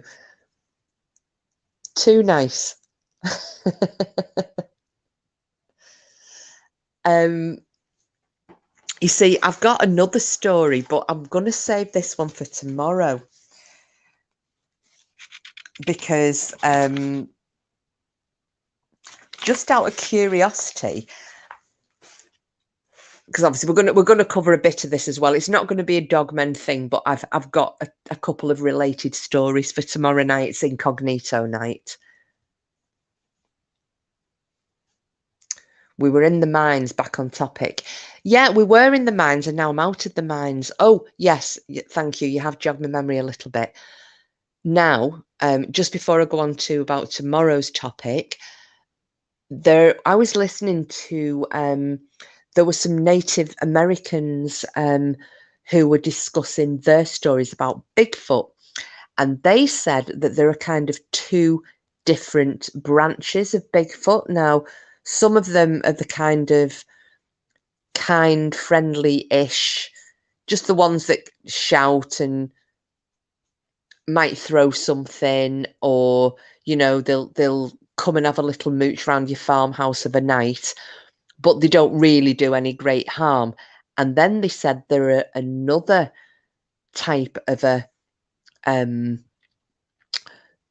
Bigfoot, and these are not very nice at all, and that they have legends that were passed down through the tribes of these things coming, stealing, you know, children and women and eating people. And they said that their eyes are more reddish and that they're subterranean, and that they live in like caves and tunnels and things. Simples there are. Oh, there are, right, okay. Are there any camping sites around Cannock Chase? I don't know, Mrs. Mercury. Maybe Paula might know, with her son being down there. I'm presuming so. Now, I do know that because there were a couple of stories that let's discuss food if you don't. Yeah, food, and then we know what happens after that. Yeah, yeah. Now, I do know, Mrs. Mercury, that it's common access for the most part on Cannock Chase, and a lot of people just go camping in the forest itself. You know, they don't, you don't have to go on a designated campsite. So I have come across a few different stories, but they're relating to other cryptids that I'm going to talk about tomorrow in our strange beastie sections. I know, Julie, I was thinking if is she asking about that for going camping or just out of curiosity? But yeah, people who've gone wild camping on Cannock Chase in the forest there have had encounters with things, shall we say.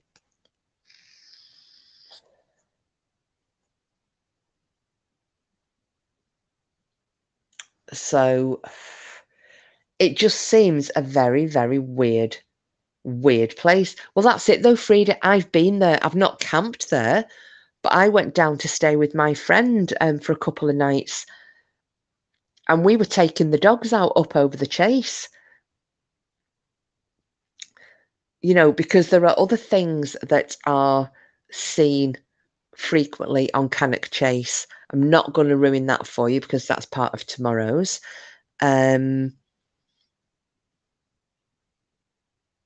But the other thing, which is what Julia had reminded me when she said, do you think they could be breeding themselves, you know, escaped wolves that are breeding themselves bigger and bigger or what have you? Has anybody heard of the Hexham heads by any chance?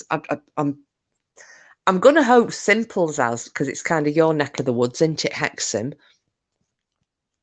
Ish.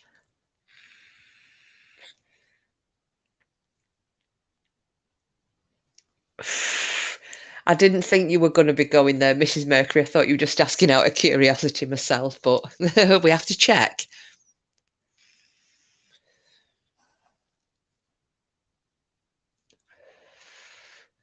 You've not heard, Julia. Okie dokie. See, Right, so you've heard of Hexham, but no heads. Right, well, the Hexham heads story I'm going to tell tomorrow. What's this? If you go down in the wood today, you better beware. You better beware, or you better beware. If you go down Cannock Chase today, you'll need some fresh underwear.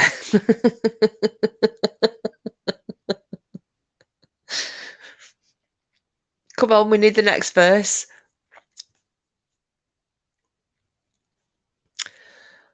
Well, it's quite a spooky story, Mrs. Mercury. I think you're all going to like it. Now, you can ruin the surprise and you can go and Google it after this live is finished. But it is a true story. There have been photographs taken. There have been newspaper stories and articles on it. So I'll just say that it isn't a bit of a legend, this. It's actually a documented story.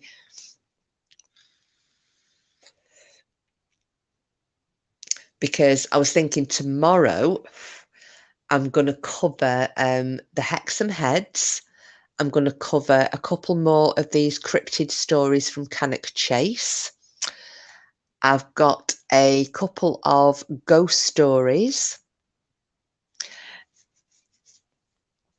I'm then going to have a little bit of a discussion about some other cryptid type things around the British Isles without giving out away. And obviously spend an hour trying to work out who you all are if you come in under different names.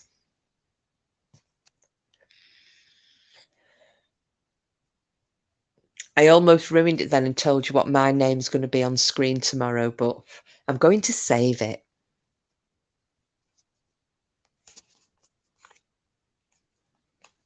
So, what do you think about these tales of werewolves? Do you think there is any credibility in any of these stories? Mrs. Mercury, I haven't. I haven't yet. I will do because I need to email Marvin again. I'm wondering whether that email didn't get through, you know, because I had trouble with my email account, the one that I've got set up for this channel. but I will do.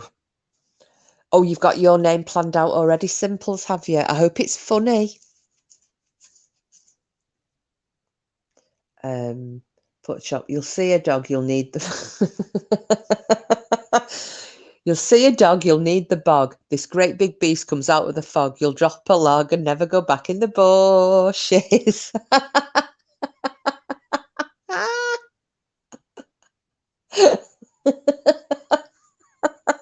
That's very good. Right, Julia, what it is, you click on, in the top right-hand corner, if you go on your home screen and, you've got your little picture of yourself, but it's teeny weeny and it's up in the right-hand corner. If you click on that and you get a drop down and there's one of them will say your channel. And if you click on your channel, and then there's a bit that says edit. And when you click on that, that's how you can change your name. And your picture if you want to. Seems funny that a motorway full of cars reporting a werewolf wasn't national news. Yes. Doesn't it just? And our motorway full of, because at that time of day, that's all the commuters, isn't it? Early in the morning, 6 o'clock, 7 o'clock in the morning. There's a lot of people. Well, don't worry if you can't do it, Julia. Don't worry. I was having to try and tell Porky how to do his. I don't know whether he's sussed it out yet or not, but I tried to make it as simple as I could.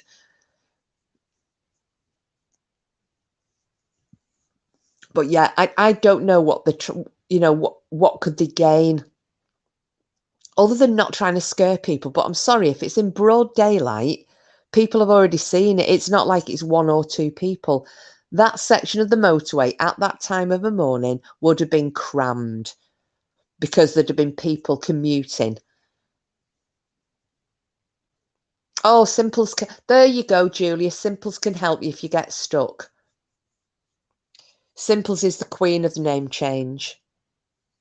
And Green Eyes and Sheila. Actually, they're all really good at it.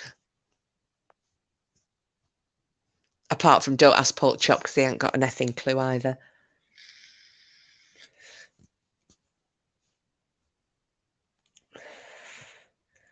I mean, there were sightings of... I've got to try and remember where this was now. I think it was possibly Lincolnshire. And that was another broad daylight on a very, very busy highway of this hyena-type creature. That was seen by a lot of people, ringing it through. Never made the national news. But there was information locally, information that went onto a local news station that then was never uploaded so that you couldn't listen back to it. And it was the eyewitness reports, a lot of them, that paranormal research and cryptozoology researchers managed to come across, all matching and identical reports. Frida says, Julia, it's good fun trying to guess, even if you don't change your name. Oh, yeah. Well, it's not just that, is it, Frida? It's just listening to me wheezing like I'm having a flipping heart attack. Julia, they do the same with UFO sightings, hush, hush. They do. And I can understand. We had this discussion and Porky said, yeah, you wouldn't want to be causing a mass panic. They probably thought we don't want to cause a mass panic.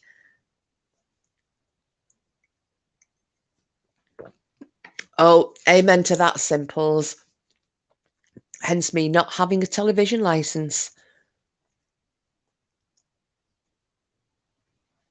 Mrs. Mercury, it's both. It's virtually every county in the UK have had big cat sightings. Julia, I might get my pack to listen in the cabin, see if Kiss can scare them with her stories. How many have you got, Julia? Yeah, simple. I love it when they come knocking on the door, and they always give the previous occupant's name here. And they always say, "Hi, is it Mrs. Brady?" And I go, "No."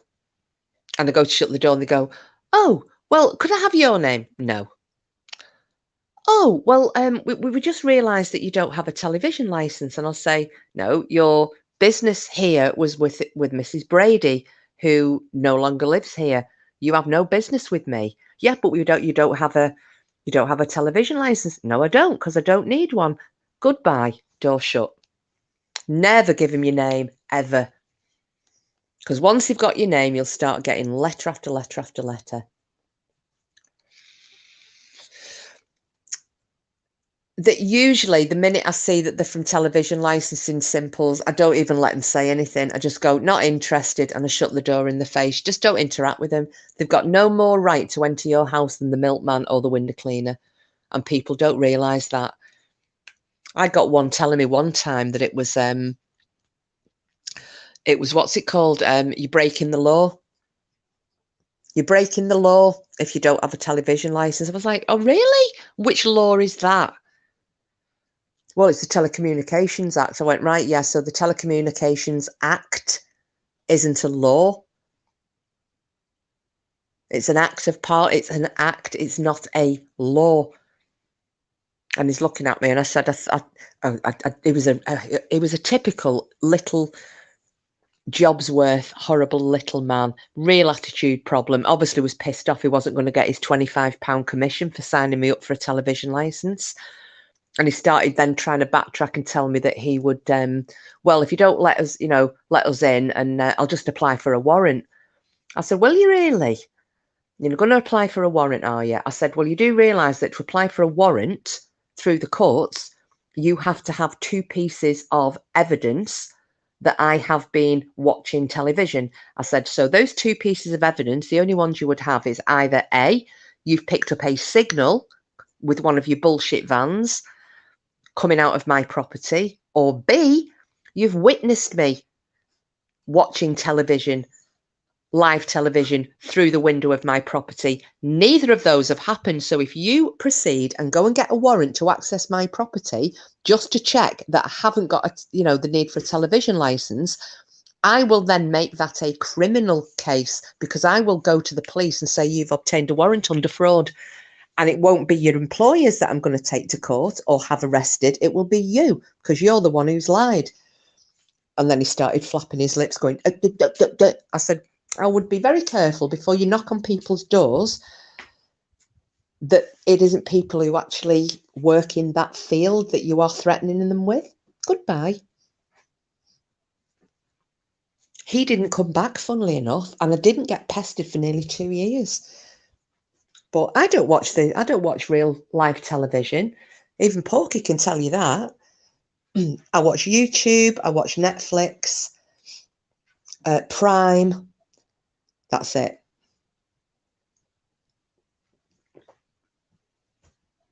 I won't give my money to BBC. Not when they're paying Gary Lineker £1 million to sit there with his big ears and his dumb look on his face, and they're charging pensioners £150 a year.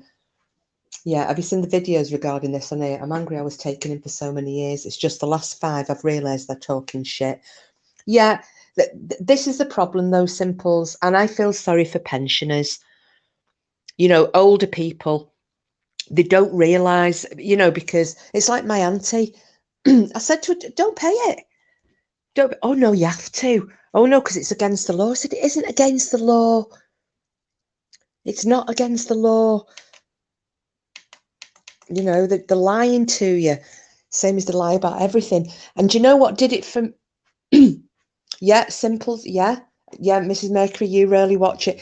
Did you hear about that guy who took the BBC to court and won over the covering of 9/11? Don't know if any of you saw this. And some of you may have actually seen what happened that day. I'll just wait to see. I'm pretty sure he might be here or he might not. Porky probably knows about this one. Told you I am thick. I still pay mine and never watch telly. Well, all you need to do, Julia, you just cancel it.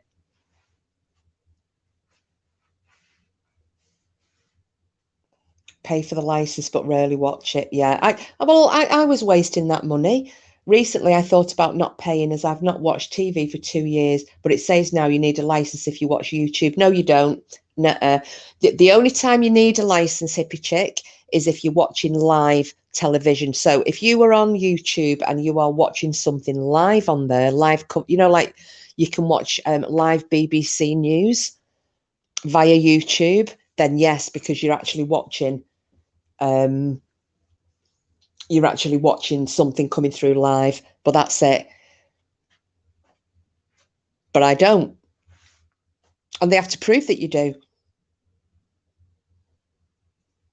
Yes, Simple's building number 7.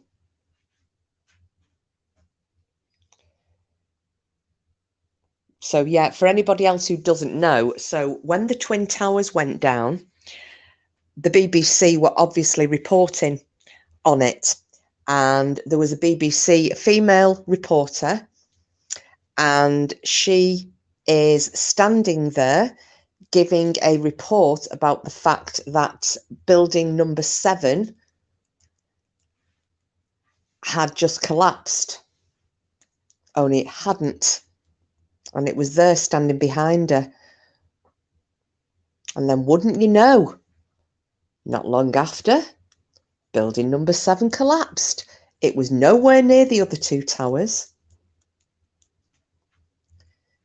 If you have a gate, place a sign in it stating that unless invited, you've removed all implied rights of access. Yes, that's no Simple's. My friend's dad worked for television licensing way back when. He said they haven't got detector equipment in those vans, the vans that they used to send out. He said they were now in them.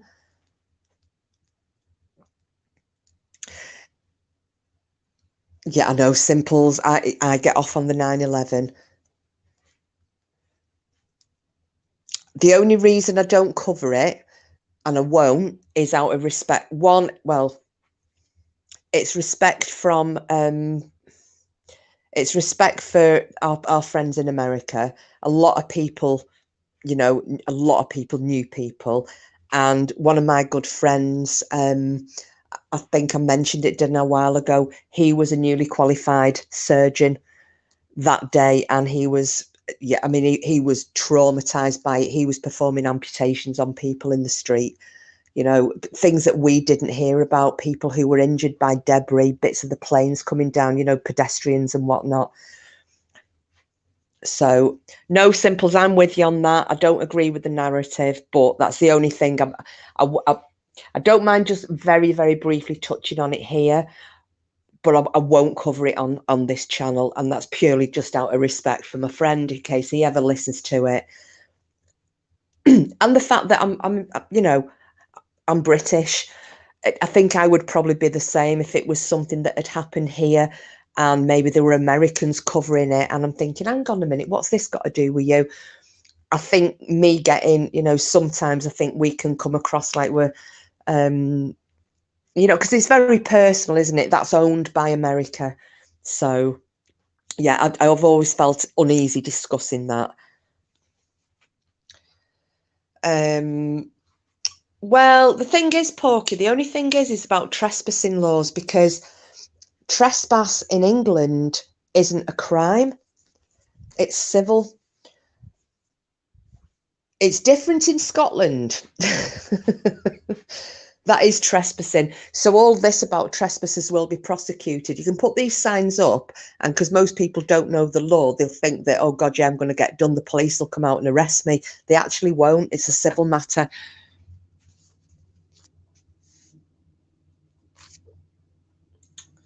Yeah, I'm careful what I say about 9/11 just because of victims' families, but I know a lot too. Yeah, I think we all do, like hippie chick and Simples. Yeah, I would absolutely love it, and I could probably have lives upon lives filled with my thoughts on it. But like I said, just out of respect, I just won't cover it. I think there's enough people covering 9/11 without me jumping on the bandwagon. TV vans cannot detect you receiving a broadcast, only you transmitting one. I should have fucking known that. Well, they got away with it for donkey's years, didn't they? They're desperate. They're desperate for money because, look, since all this came out about people cancelling the licence, the revenue that the BBC have lost, you know, they've lost millions. And they realise, you know, that little, the money train, choo-choo, it's coming to a halt. Why else do you think that they cancelled this over 70s getting a free licence? They had to rake it back somewhere, but like I said, paying somebody like Juggy is £1 million to sit in front of a flipping camera looking like a gormless moron.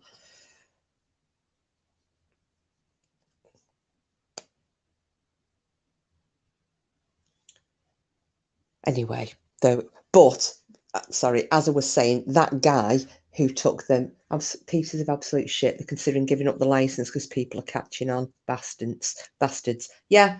Oh, I keep getting letters from them.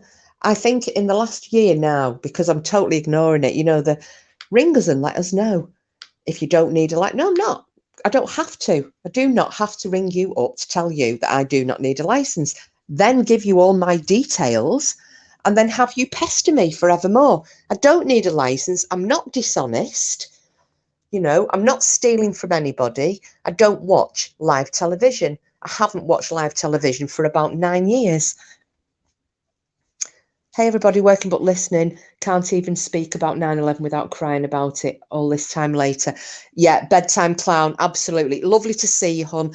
And that's why I'm sorry we kind of just touched on it then, but it was about something else. But yeah, no, I fully respect that. And that's why I've just said I won't ever cover it. I just out of respect for friends who are in America, somebody I know who was that, no, I will never do it. Jimmy Savile business affected their income somewhat too. I'm not so sure. I'm not so sure. Because there were a lot of them in the same, cut from the same cloth, weren't there? Hippie chick. And then you've got, what's that name who did Panorama? The guy who Tommy Robinson set up. You know, he filmed him for being a lying shit. I can't remember the guy's flipping name.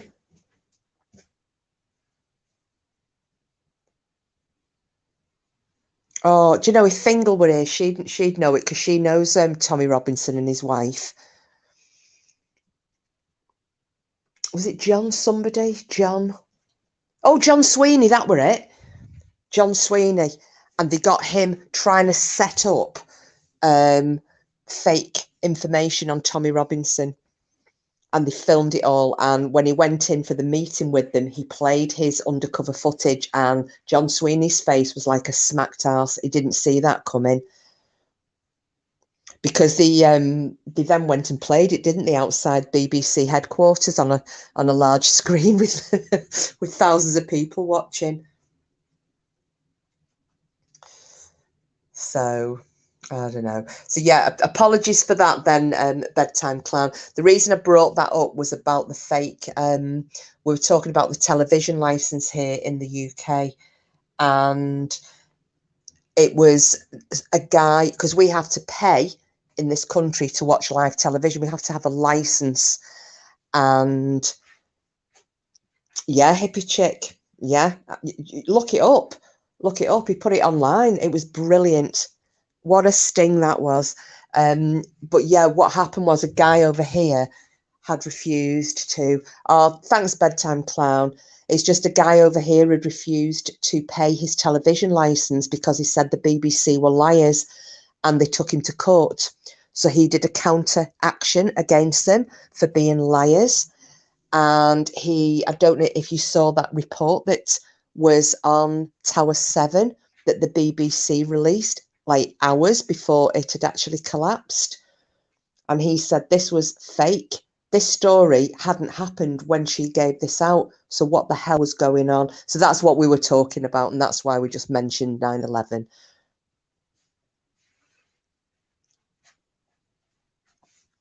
Yeah, it's really good, hippie chick, because John Sweeney sits there like the fat slug that he is, looking like a deer caught in the headlight. And what's funnier is all his assistants are just, they look like goldfish with the gums flapping open, not knowing what to say. Yeah, that's right, Simples. It was there in the background while she's giving this report out saying that it's collapsed, and it was live footage. It wasn't a green screen image. So yeah, so he basically did the BBC for being liars, and I think I think he got didn't he get compensation? But they definitely had to drop his because he said, "I will watch the BBC and I will not pay for a license," and so he now can be license free and watch whatever he likes, and they can't touch him. Yeah, do you know what I did as well, Mrs. Mercury? I was at home that day, off work. So, well, we've not talked about. Do you want to talk about food? We haven't covered that one. So we've done our werewolves. We're doing our and yeah, bedtime. We're going to be doing some spooky, creepy, ghouly, ghosty, and they're all going to do the incognito again tomorrow, like we did the other night, where everybody's changing the names and I don't know who anybody is. Does anybody know who Libra was last night? Because I don't know who that. Obviously, I know a few people knew who it was, but I didn't know.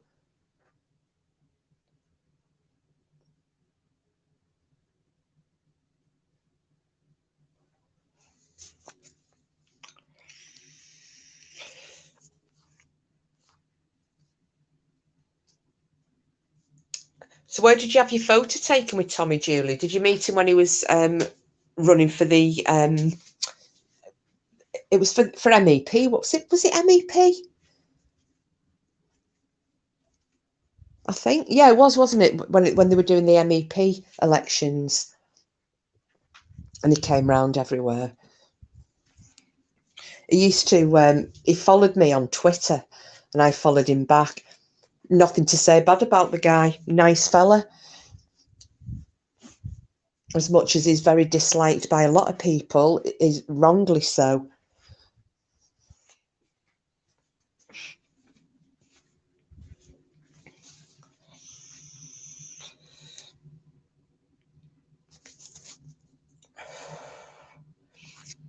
Now, let me just see. I'm going to go back over some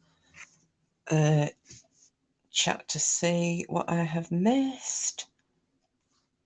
I don't think I have. And yesterday as well, Porky has given me another good story to look into, and it's a mystery. So I'm going to do, after we've had our little couple of days away, I'm going to look into that one because I think it's quite, it's a bit crimey, but it's not. So it's not quite true crime. It's more of a mystery. Well, actually, he's given me two. There are two mysteries. One was something that happened up in Scotland, and the other was a plane crash in I think it was the English Channel, was it, Porky? Oh, the word food actually comes from the Germanic word fodgen, which means to feed. And Orwell was right all those years ago. Yes, he was, 1984. Yes, Blackburn and Burnley was standing up for young girls, but no one listened. When you live around, you see he was right. Oh, yeah. Yeah, you don't need to tell me that one, Julia. I know, love. Absolutely no. And it's the same with Anne-Marie Waters. You know, she has been slated so badly, you know, being lumbered with a right-wing moniker, and she's not. You know, she's fought for years for women's rights, to try and ban FGM, and Shazia Hobbs as well. I don't know if you know Shazia. because Shazia Hobbs followed me as well, and I followed her back, and Anne-Marie Waters, all people who ended up getting kicked off Twitter for being right wing. I was like, are you kidding me? Shazia Hobbs is half Asian. Are you fucking joking? And Anne-Marie Waters is gay. you know, but let's just tar them all with the same brush. Pot shop. So many stories to look at, but yeah, the second was just off the coast of England quite recently. Yeah, so he's given me these two pretty good stories. I'd heard of the one in Scotland, but I didn't know the detail. And he was reading that, you know, some of the detail out to me last night, and I was quite interested in that. Really nice. Damn, I was up 2 hours ago, but you were not on. Or was that saw you were not on and went outside? I were here. I was here. But I will be on tomorrow night, and it's Incognito Friday. Just there's some topics need looking at. There's loads, Julia, because I like doing a little bit of everything on here. As you've just seen then, we've started off, we've talked about werewolves and cryptids at Cannock Chase, and we've done a bit of history on the chase. And then we've gone completely off targets talking about television licensing. Okay, here but not here. All right, honey. Might give you a little tinkle later on. Latest guys and guisettes, and bye, Felicia. Bye-bye, sweetie. Oh, I've got my name sorted as well, Green Eyes. I think you'll find it quite funny. Although knowing my luck, somebody... Isn't it typical that you've just come in and your wingman goes out?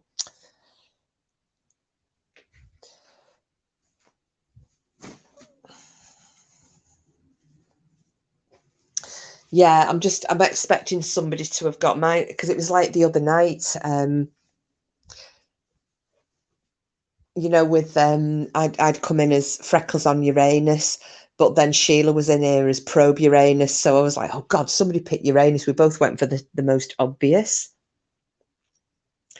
Oh, take care, Linda. Good night, love.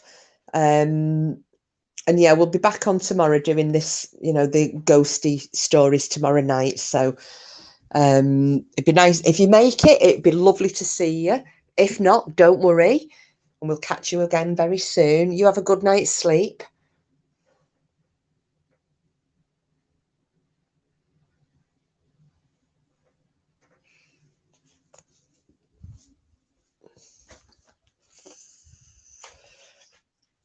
I think Pork Chop's already gone, Frida, so he's been, oh, Green Eyes, night Porky, my mate. He might be back. Well, he kind of listens in, Green Eyes, so he's probably got one ear open just in case anybody, but he'll be killing zombies and doing whatever else.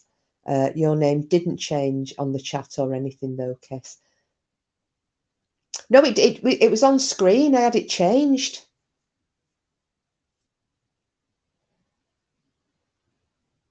Hang on, let me have a go, Sheila. Bear with me a second, guys and gals. I'm just going to try and see if this works, and then I'll type something in the chat and see what it comes up as. Right, give me a second, because you know what's going to happen. I'll end up going blank for one tick.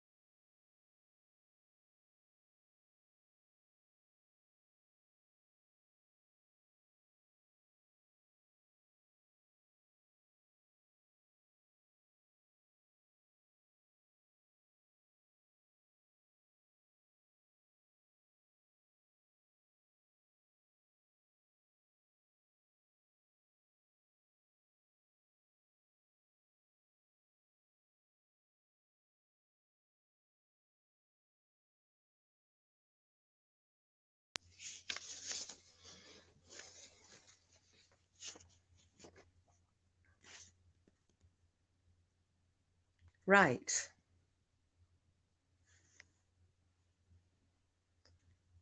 Has that one shown? That was just my description of bubbles.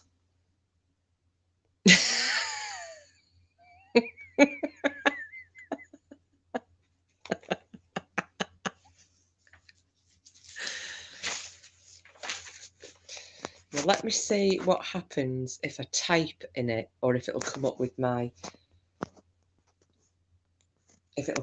proper name, or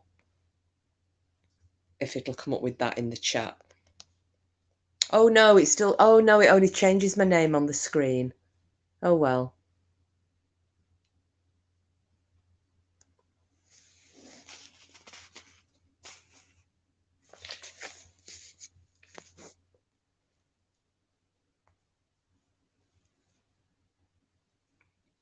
I think it's because I'm always ready to chat, so don't see the bottom bit of your screen on the mobile. Ah, right, okie dokie. Right. I better change that back, hadn't I? Because people are going to be wondering. Right, I'll be back in a sec. I shall just get it changed back.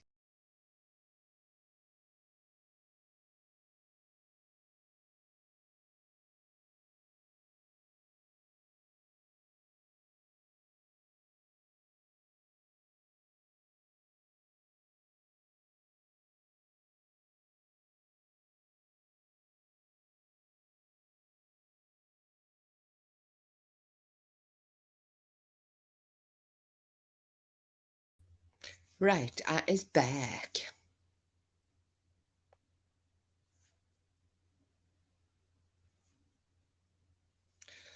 My brother was making me howl though, because he'd watched oh hi Green Eyes, I'm here but not. Hope you're well. Well, she will be tomorrow. I'm dying to hear what her funny name is.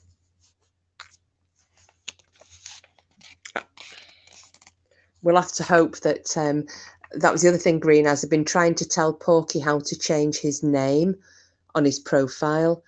So I've got, and I won't know who he is if he does it, if he manages to do it. So I can see some hilarity ensuing, because some of the, you know, when I was, my brother had seen, the eldest of my two brothers, I should say, oh God, he had me in stitches this morning. He'd watched, because I had told him I'd done a couple of lives when we were up at my dad's, and he then was, he said, oh, I'll have to check them out. And so he had done, well, he'd seen the one where you were all coming in, you know, as the Dorothy beef curtain, and Bubbles, what was it, Bubbles crafty or whatever it was. Anyway, so he was laughing at all the names that you'd got. Well, shall I tell you some of the ones he came out with, because it was so funny. So there was that one. He said, so that Bubbles got a fanny like Bob Marley in a headlock. And then this one made me laugh, like a smashed tarantula. So you could have dot smashed tarantula.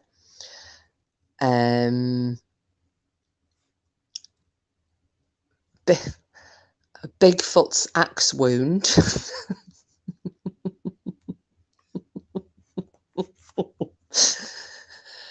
If it's a bit unkempt, it's a jungle. And then he was calling Bubbles Pewbacker.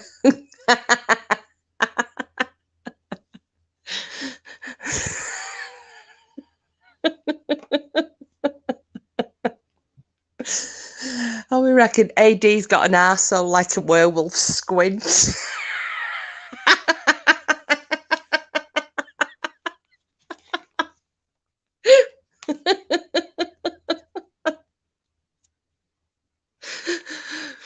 Yeah, these are all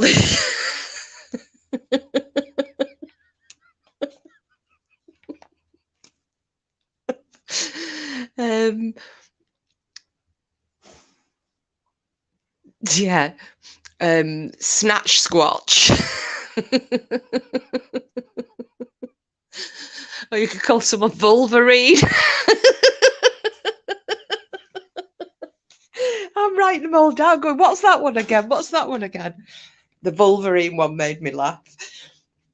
And then another one, because I was being quite critical, because I was trying to describe the fact that I think Bubbles would be quite unkempt. I would rather take that werewolf for a meal than I know. No, I really, yeah, they are funny. And the other one he said was, well, the thing is, Julia, my brothers are both in the army, so you get nothing. You don't get anything polite, shall we say. If they're going to do anything, it ends up really raucous, which is what these guys do on a Friday. You'll probably see it tomorrow. It will be quite funny if you manage to get online, that is. But the last one, and I was talking about Bubbles, and I said, yeah, she just, I just think she'd be a little bit unkempt. And he said, oh yeah, he said like an 18 spoker, and I went, a what? He said, an 18 spoker. I said, what the fuck is it? What's an 18 spoker? And he went, a wheel. And I just didn't click. He went, think about it. So yeah, that one, when I actually thought about it, that did make me laugh. Oh, did you get that one, Simples? Because I didn't. But yeah, so Bubbles is an 18 spoke.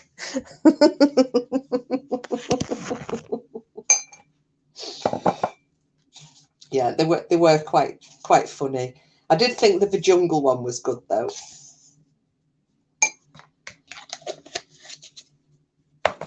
And the werewolf squint.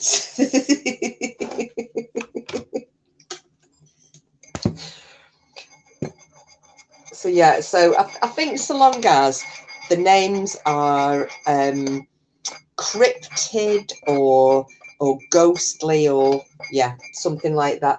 And I said to Cassius earlier what I might do, because he was laughing about it, and I said, do you know, I might even put Cassius in the title. This might have to be the theme, you know, when we do these incognito nights, you know, because the last time I put it as me clickbait title that Cassius got probed by an alien. So I said what I might do is do another clickbait title, so that, you know, I don't know, maybe Dogman related, or Cassius had Sasquatch's baby or something like that. I don't know, but I'll think up something quite funny and try and put Cassius in my title again.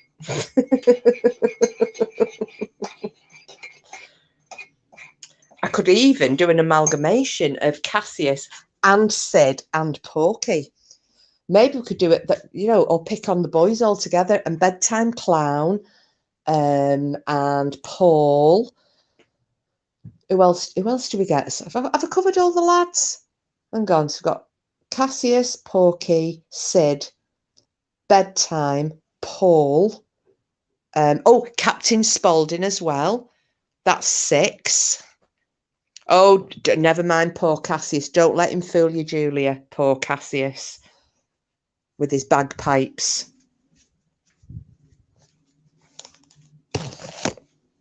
He can hold his own. Oh, a mirror. Yes, yeah, sorry. Thanks, Sheila. How did I forget that? A mirror man as well. Yeah. Maybe I should do something like a full thing and we can pick on all the men. Oh, go away, Paul. Bot sharing buggers. Little buggers they are. Do you know, we've had a few days where those porn bots haven't come in, and then all of a sudden it's like they get a second wind, isn't it? They've been missing for a few days, and I thought it had all been sorted out, and then back they come. So do those topics suit you tomorrow, Sheila? Because I know it was you who'd suggested, wasn't it, initially?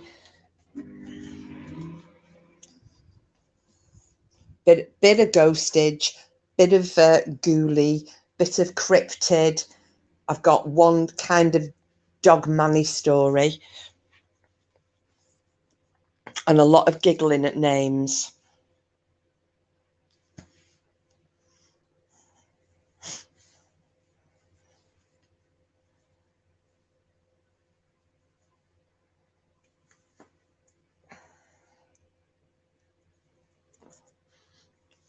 Oh dear.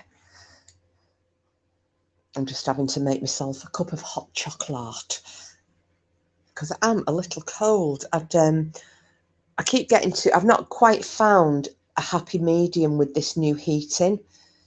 She says, ungrateful cow that I am. It's trying to get this thermostat just right. Because if I have it on 20, it's too cold. If I put it on 22, it's too hot. 21, it kind of never quite gets there. So I'm having a little bit of a struggle on that one.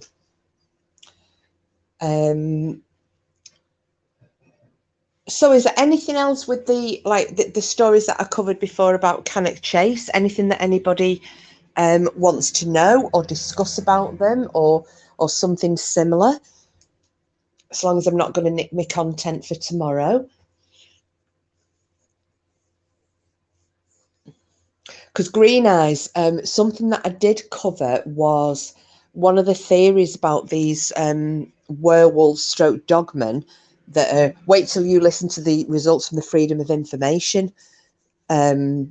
request to Staffordshire Police, though, that I went through just before you came on. And one of the theories is from one of the cryptozoologists is that these things are living in the old mining tunnels. What's tomorrow's topic? It's basically what you suggested. It is ghosties and ghoulies and cryptids and things that go bump in the night. So anything weird and wonderful and a little bit spooky. So I'm going to be doing, so that'll be something along those lines for you if you want to do your name change again. So it could be mythical creature related, because I'm going to do a couple of little dogmen encrypted ones. I've got a story from the northeast, Hexham. I want to cover a couple of little different types of cryptids from around the British Isles. I do have another couple of stories from Cannock. One of them's kind of a ghosty story and the other one's a creature-based story. Yeah, you don't like the idea of them living in tunnels, but Green Eyes, listen, because this guy reckons these could be some sort of subterranean, like dogman. And it made me think about your theory, you know, on the fact that things live in inner Earth. It'll probably be Julie, and Mrs. Mercury. I'm thinking 7:30ish, but if 8 o'clock's better, I can do 8 o'clock. I don't mind. I'm easy peasy because I'm on my Jack Jones tomorrow. So if 8 o'clock would suit better, I mean, probably 8 o'clock would probably be better for Green Eyes, wouldn't it? Because that is what, 6? That's 6 a.m., isn't it? Your time, I think. Same as Antarctica, another world underground. Well, that's it, and that's why I thought about you. And I thought this kind of fits in with what. So you're all right for any time, Julia? Okay, love. 7:30 is great. Is 7:30 all right for you, Green Eyes, or is 8 a little bit better? Lady Witch, hello. Lady Witch, I'd rather they live in tunnels than in the woods. I don't go in the tunnels. Well, that's right. And there was this cryptozoologist had said he reckons that they only come out of the tunnels in order to hunt because Cannock Chase is full of fallow deer. So I don't know. But did you hear? Were you in here, Lady Witch?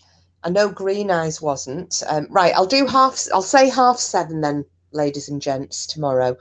I don't know if you were Green Eyes. Well, I know Green Eyes wasn't here. I don't know if you were listening, Lady Witch. But there was a report in 2006, 28th of June, 2006, in the morning, of a werewolf type creature running at junction 10A of the M6, which is a busy area. It's around Cannock. It's in the Midlands, and it basically the phone lines for the highways agency here were jammed because of the number of phone calls from motorists about this werewolf type creature that was running in and out of traffic on the M6.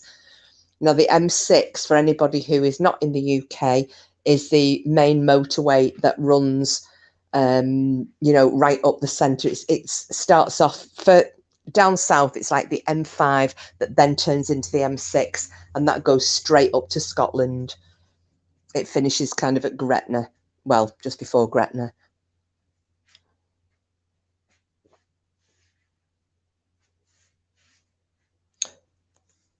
And are you feeling any better? I know you'd said yesterday that you were, didn't you have the doctor call in, Lady Witch? So I hope you're feeling better, love.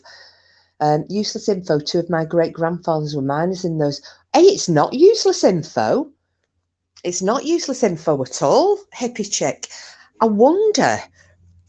I mean, obviously, I'm going to presume they're no longer with us. Oh, bugger.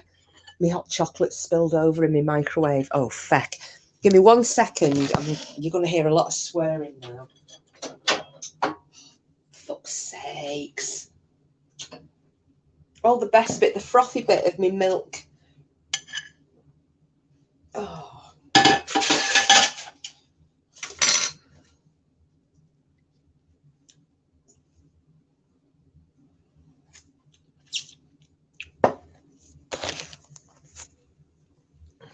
That's what I was just going to ask Frida.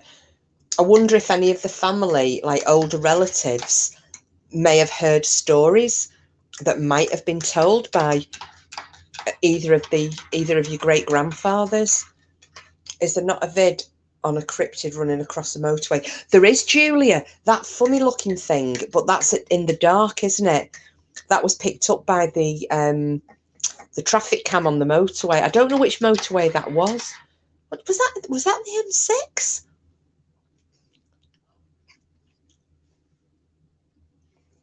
Yeah, there's a lot of mine shafts, aren't there?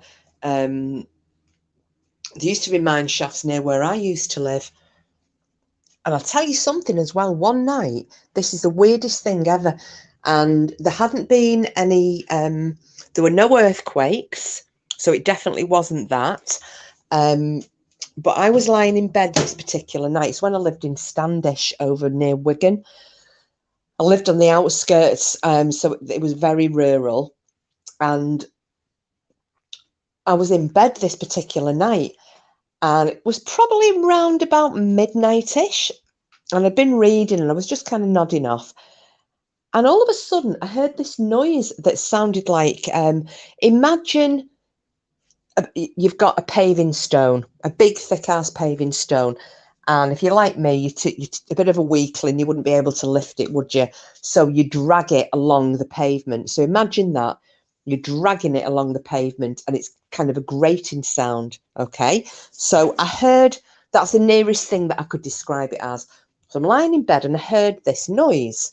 But I'm upstairs, and this is sounding a bit muffled, but that's the sound it came across as. And I thought, what bloody hell's that?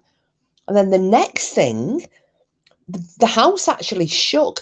My bed shook. The light was swinging. And then I heard this thing that was like a load of like muffled crashing sound. Well, it wasn't even crashing.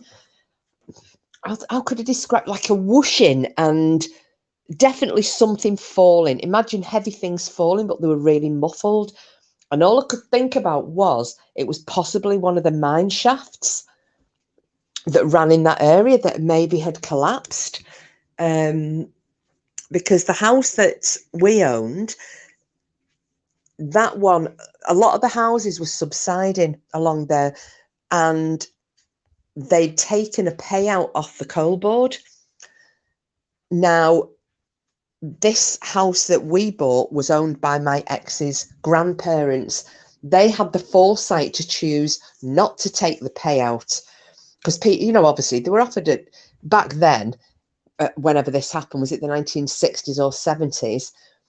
They were offered, you know, a payout, say of a few £1,000s, that would have been quite a lot of money then, and they took it. Now, his nan and granddad chose not to. You were given the option, take the payout, or we will do any repairs that might need doing on your property. They opted for them to do the repairs on the property. So everybody else took the money and spent it, and the houses were subsiding. They didn't. So our house was actually all right. It had to get underpinned, and it was on some like a raft or something at the back, but it never got any cracks or subsidence in it. So all I kept thinking of was, bloody hell, that's one of the mine shafts gone, and how glad am I that this house is pretty solid. Just have a go back.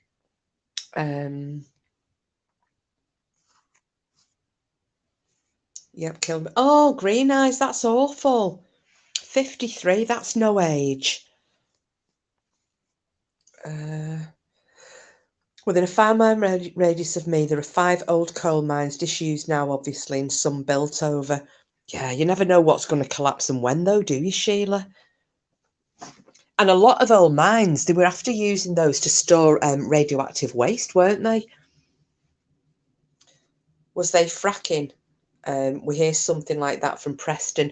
No, they weren't fracking at the time, Julia. This was a good few years ago. Hiya, Joe. Where's your salary gone? One great granddad went on to be a trimmer on a ship that rescued folk from the Lusitania. Really? Only story I know, Cannock Chase, is not from mines. It's the criminal who searched for himself one. That was so funny, that hippie chick. That was an absolute classic. They sink here all the time. Yeah. Terrible work. Yeah, I had quite a few relatives, like older, you know, great uncles and what have you, who were miners. And a second cousin who was a miner, and he went with miner's lung. He was actually in his 40s when he got taken. Such a shame.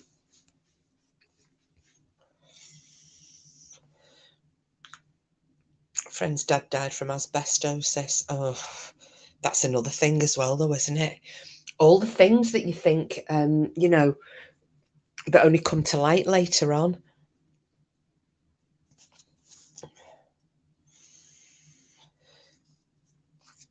You see, we whinge these days about our work conditions, and then you think, well, you know, look at people like your miners and stokers on the ships and things like that. You know, the people who worked in the furnaces, the smelters, and even my granddad, who was a glass blower. You know, the conditions were amazing. So I think sometimes I try to give myself a wake-up call. You know, I don't know if anybody else does that, but I will check myself and think, what am I whinging for? You changed it to Joe needs attention. Oh, do you? Who do you need attention from? Oh, he was only 5 or 6. Oh, that's so sad, Green Eyes. 53.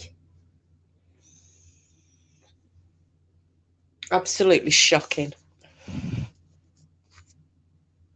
I'm just glad now that the government got involved with this, you know, for the miners and construction workers with the asbestosis, you know, getting the massive, well, agreeing to support these massive compensation claims.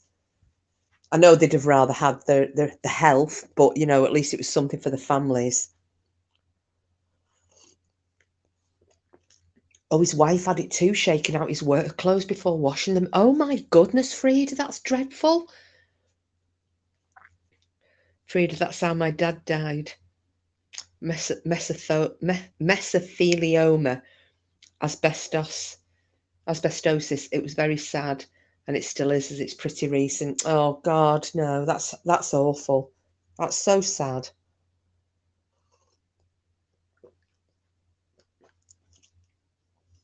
Always the working classes, isn't it, that come the worse off.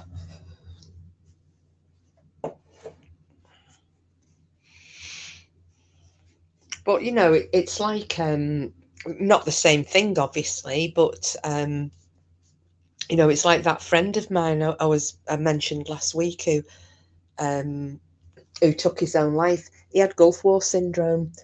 He had undiagnosed PTSD. When they went to the MOD for help, they didn't want to know. They said it was in his head. He wasn't doing this, that, and the other. This is somebody I grew up with. He was due to get married. He had a little kiddie, and he ended up taking his own life. And I just thought, you know, how easily people are just cast off. It's disgusting.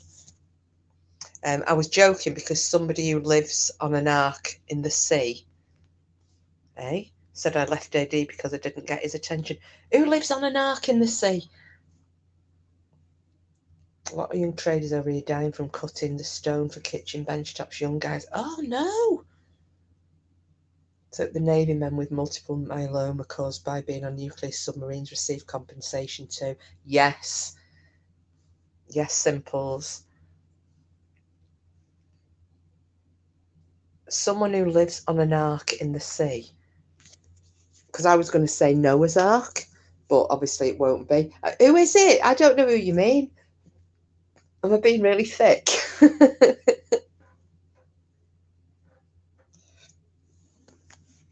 And this is why I'll not guess who any of you are tomorrow night. Because I'm stupid. Why does she live on an ark in the sea, though?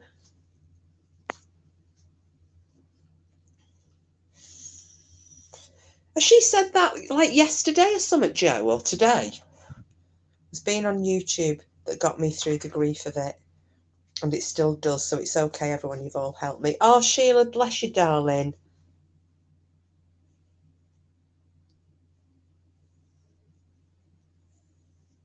Oh. Beef curtains.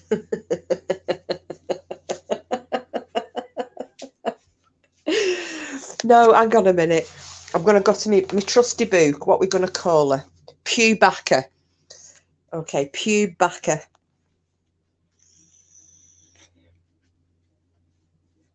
Or Wolverine. Oh, Julia, I'm glad, love. I'm glad. Like I said, do you know, the channels that we all sub into, they're all the same. You go into all these different channels, you'll see the same guys' faces. And, you know, it's obviously the other channels are bigger than mine. I'm the baby of the group. But, you know, all the channels are so helpful and supportive and nice, you know, really, really nice crowd of people who just like getting on and having a laugh and you know, bit of light-hearted banter. They'll always have your backs. Really nice crowds. Like Nuff Nuff, who came in before, you know, she's got a channel. She's got a nice big community there, and they're just lovely people. So these reprobates in here, the bloody murder, but I love them all.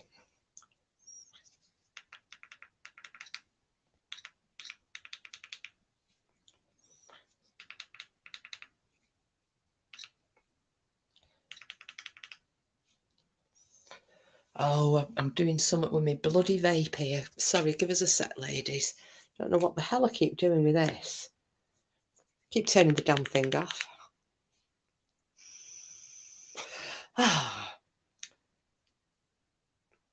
Totally understand that. It's true. It's just an escape from your own mind. Yeah, it is. Do you know, I mean, I was too young anyway, but something like this would have done me the world of good when my mum had died.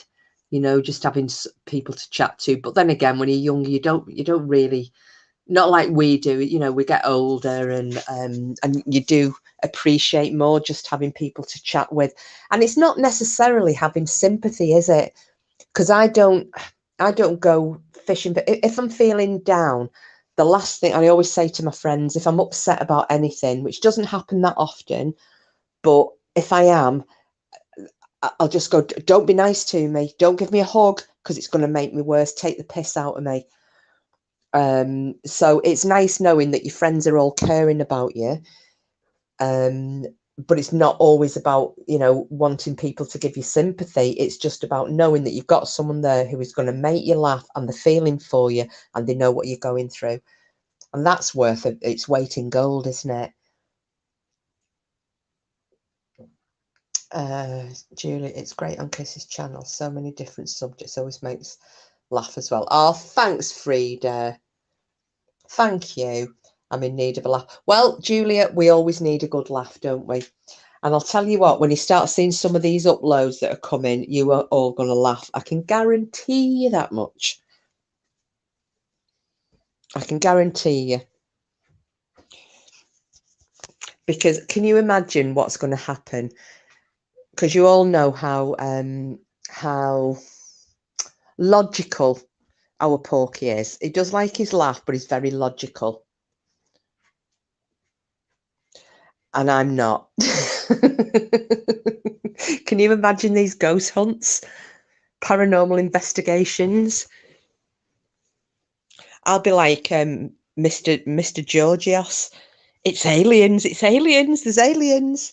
He'll be going, no, it's a bat. No, it's an alien. No, that was car headlights just going down the street. So yeah, I think it'll be very random. She'll like, nope, it's not about getting sympathy. It's just about normality from your worries, even though none of us are normal. Well, we're far more normal than most. Let's just put it that way. Julia, as they say, laughter is the best medicine. I can't wait for his channel. Julia, I can't either. I can't. Well, no, I can't wait because I'm really looking forward to it. However, I know that the first one he uploads, I am going to look like the biggest twat on the planet. I can guarantee it, and it won't be intentional, but I can guarantee it. Yeah, it will be. It'll either be aliens or werewolves, Joe.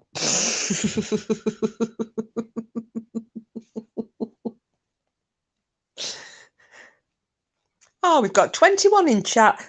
Please feel free to come in and join us, anybody. If you're just watching, you're very welcome to come in. They're a very friendly and funny bunch, and we're just chit-chatting about nothing in particular and everything.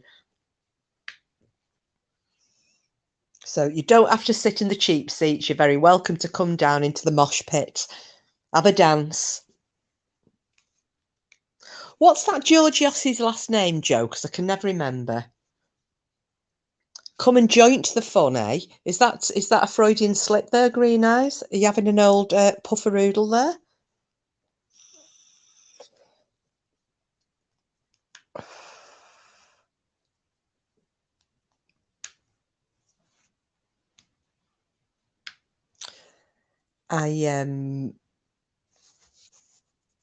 Oh, what was I going to say then? Oh, my brain has just gone completely blank.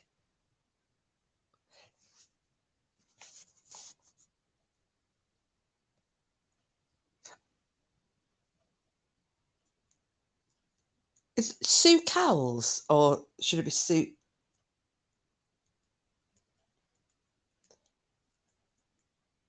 I thought it was something like Sue. Oh, that's it, Sue Callis. Thank you. Yeah, Sue. I was going to say I thought it was a Sue Callis or something, but I didn't want to. I didn't want to get it wrong. But you got it wrong, so I feel better now. Now, Joe, can I ask you while you're here now? Have you heard of some of the Native American stories about the Bigfoot that are the evil Bigfoots that live in tunnels in the mountains? Because I mentioned those before. We were talking about cryptids living underground in tunnels and things. And I watched a program. I can't remember which tribe it was, but one of the elders was telling stories and saying that there were different types of Bigfoot, and there were the nicer Bigfoot, And then there were these evil, nasty Bigfoot that, they had, their ancient tales that were passed down, the tribal histories, and about these things that would come and take like women and children. They cannibalized them, and they had red eyes, but they lived in the sides of the mountains. I don't know if you know anything about those.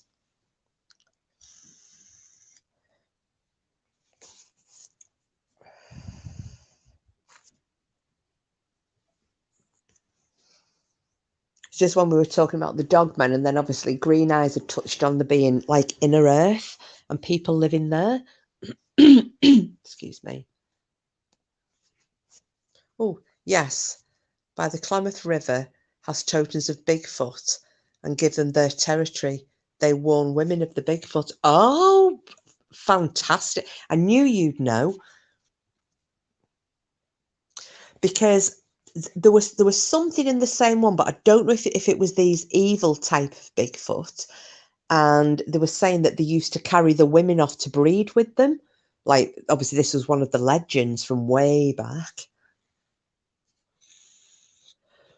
But I did see some of these. They were like the baskets, the grass where they do the weaving with the grasses of different colours. And they make these beautiful, beautiful designs. And there were designs in them showing these creatures like monkeys. But they were saying that monkeys at this, because these are the very, very old, that monkeys weren't, no Native American tribes would have ever seen a monkey at that point. So how the hell did they know that there were these big things that looked like monkeys? Okay, so I've heard about the troglodytes, don't know much about them though. Yeah, I watched and I can't remember which country it was in, because they lived in the caves, didn't they? And it was showing they had somebody who slept overnight in one of these troglodyte caves. I'll have a look into that, maybe cover it at some point. It's an Indian reservation there. We used to go fishing there and did hear the coyotes and a strange howl. We all went to our campers. Yeah, now what is that? Because apparently when Bigfoot are active, the coyotes go bananas, don't they? They all start howling and what have you. And because I thought, is it a warning? Because there are reports of Bigfoot killing dogs and things. Is it a warning, or because when Bigfoot are howling, the coyotes are doing it as well? Are they joining in? Is it like a friendship thing, or is it they're just warning the coyotes to stay hidden because Bigfoot's going to get him?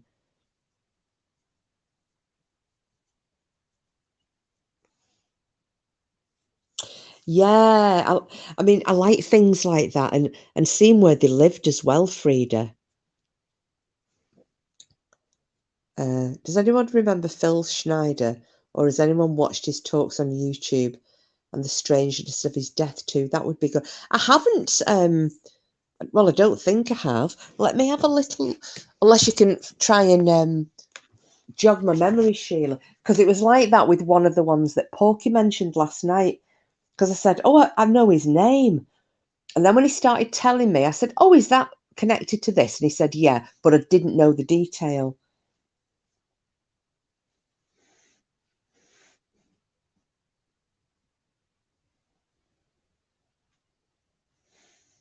Oh, Julia has, Sheila. There you go.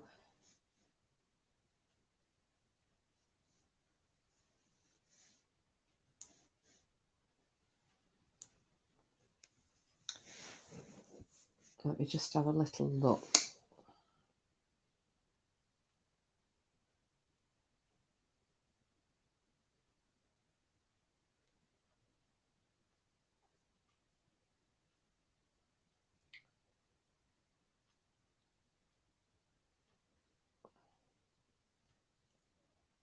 Oh, hang on a minute. Right. This guy, because there were the few different Phil Schneiders, isn't there? Is this the geologist? Because there's a whistleblower, and then there's a member of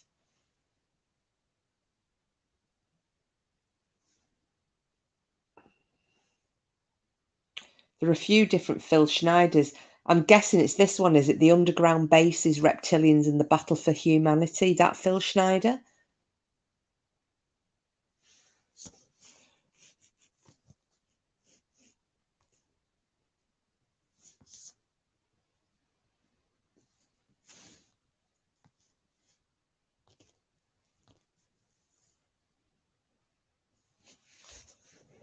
Right, okay. Well, I don't know a lot about it, but I can look into that. Because, see, I don't mind doing that because then I'm learning things as well.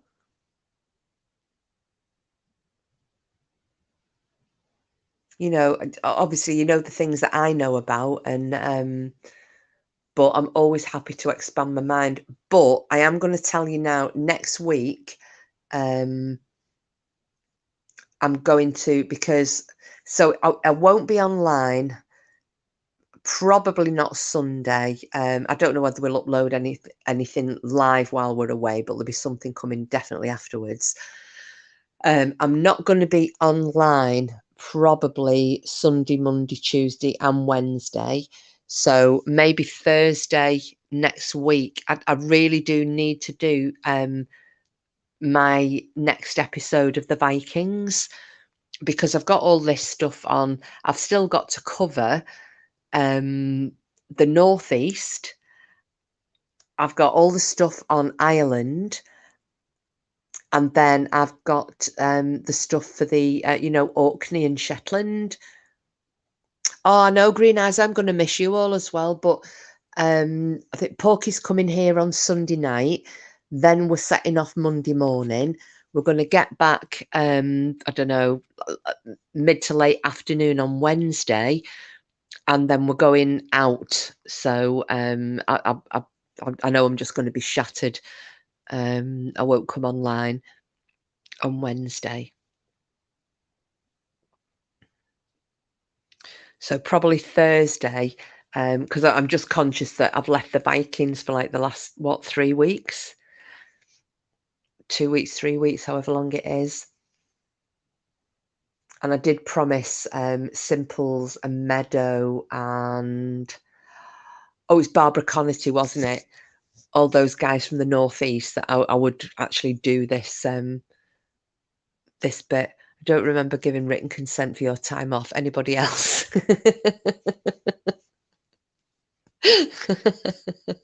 Oh, please, can I have a note?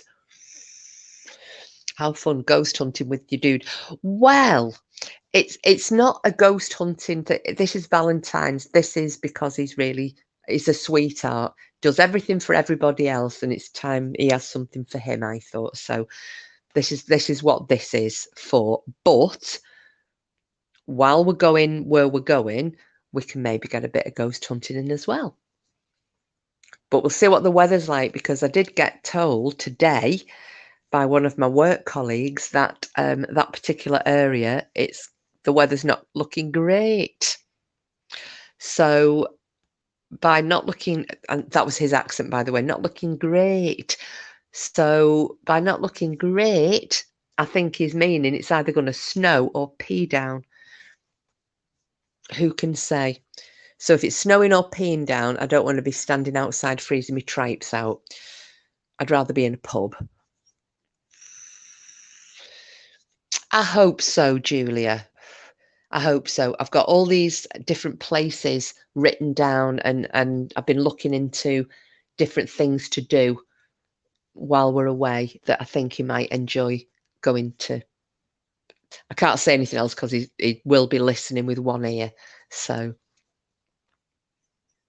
but yeah, it should be quite good. And Coopy is going to go to his Auntie Laura's for a little holiday. So he's going to get spoiled rotten because he loves his Auntie Elle, because she lets him get away with bloody murder. So he will be having the life of Riley up on the bed with her, having puppy cuddles, because we finally got him out of sleeping on the bed with us. He still tries it on, But Porky's got him. He's really good, actually. He doesn't even have to give him a command. He clicks his fingers and points, and he jumps straight off the bed when he forgets himself and jumps up because he's overexcited because we both woken up. So yeah, but I'm looking forward to it. I need a little break. I'm tired. And I think I'm going to have quite a busy next couple of months. So, yeah, get a break while I can. Then I've got my holiday. Oh, has anybody got any holidays booked for summer? I'll be going to Scotland again with my friend. We always do it for a week every year. So that's in June. I think we're going, oh gosh, I think it's about the 25th of June, I think we go. Just for a week of beach and the sea and peace and quiet. What type of dog is Cooper, just so I can picture him? He is a Border Collie crossed with a Springer Spaniel, Julia. But he looks like a Border Collie. He's got all the colour in, but it's just his nose isn't as pointed as a collie and his ears flop down. It's the second one I've had, but it's totally different. My last one, because I've always had full purebred Border Collies. And I had 3 Border Collies and 1 Springer Collie cross. And he was my last one because as each dog passed away, I didn't replace them. And then I just ended up with Murphy on his own. And by this time he was 12 and I thought, oh, he's too old for me to bring a puppy in. I wished I had actually, but I just thought, oh, he's getting too old to be mithered with a puppy swinging off his ears. And when he passed away, I only managed 5 days without a dog. And then this litter came up of the same as Murphy was. Maybe I should have got a different breed or cross, but I went for the same thing. He is completely different. They're very loving and they're incredibly loyal, but he is off the charts with energy. And he's nearly 7 and he's not showing any sign of calming down. Only picture I have in my mind of Cooper is him loving on the cushions. Oh my God, do you remember that night? Put up the cushion clip. I think, well, it's on me live, isn't it, Sheila? And I can't remember which live it was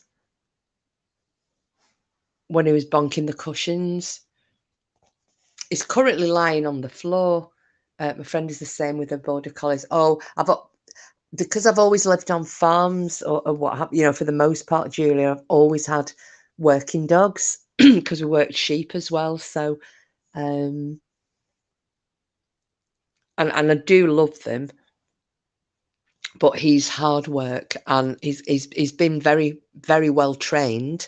You wouldn't think that when he kicks off in the house. Outside, brilliant. He's trained to the gun. We've done obedience. We've done tracking, agility. He's a really, really clever dog, but he's so clever that he cannot abide being still.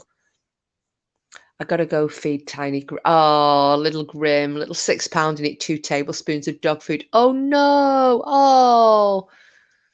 Oh, here's Cooper. He's saying, if he hears me going soppy on another dog, he gets a bit jealous. Are you going to come here? I'll tell you what I'll do. I'll try and get him to come on the sofa and then I can put him on the video for you. Come on up here. Come on. Right, my little dude. You sit down. Let's see if I can get him. Are you saying hello to peoples? Are you? Are you saying hello to peoples? He's a good boy. You're looking very pretty. You're looking pretty, are you, with a paw? Are you? And a good boy. So that's the Cooper, and that's the paw. He has to touch it all the time, which is fine unless he does it in your face when you're trying to sleep, which Porky will tell you. There you go. That's my little Coopy Doopy. So as you can see, he is he's very collie looking apart from his face. He's got that rounded It's got that soft, yeah, his face is softer because of the Springer Spaniel. Oh, thank you, Sheila. Oh, thank you, Julia. Yeah, he is. He's a good boy. Mwah. You're a good boy, aren't you? Even though all you hear me is going, shut up. When he's getting a little bit antsy. So, right, guys. Well, obviously we're on 11 o'clock now because I've got a very Simples is saying hello, Poopy Doopy. Is Simple saying hello? Yeah. Auntie Simple said she'll take you away. If I want to get rid, I'll swap you for a can of Bacchus and Stout and a bag of chips. He is gorgeous, but I'm dead biased. I'm biased, but yeah, he is. He's a lovely, very, very loving dog. He's just a bit extra, a bit like me, really. A little bit OTT sometimes. I've put your comment on the screen for him so that he can see you saying hello. Shit, I didn't realise the time. I better go to bed.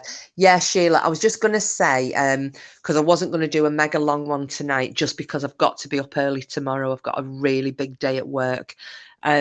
So I hope you don't mind if I call this one to an end now, everybody. And thank you all so much for coming in again. It's been great having you all in. And I hope that you enjoyed the Cannock Chase stuff earlier. Gives you something to think about. So I will come online again tomorrow at 7:30 and we can do our incognito shizzle and have a bit of a paranormal evening. So I'm looking forward to that because you lot gave me one of the best laughs I've ever had the other night. It was so funny. Night, sleep well. See you tomorrow. We'll listen to the beginning now. Brilliant. Thanks, Green Eyes. It's just what I missed out on last night. So it was just a little quick one. Righty-ho. Our Nanite Frida, Simples, wherever Julia is in the chat. Everybody listening who isn't in chat, thank you very much for coming in and watching. It's been nice to have you all. Have a safe journey up there tomorrow. Oh, and Joe and Hippie Chick, good night, good night, good night. And Sheila, have a safe trip tomorrow up to Carnforth, Julia. Gonna go back to the start now then. I'm very interested as half my family from there. But Cannock Chase. Right. Okie dokie. Well, I will cover a little bit more of Cannock Chase tomorrow. So hopefully you'll find that interesting as well, Hippie Chick. Right, everybody. So, as always, thank you. I love the lot of you, and thanks for all your support and coming in as you do every single time I come live. I'm going to do my usual annoying finish, which is, as you all know, I'll see you on the right side. 7:30 tomorrow. Bye.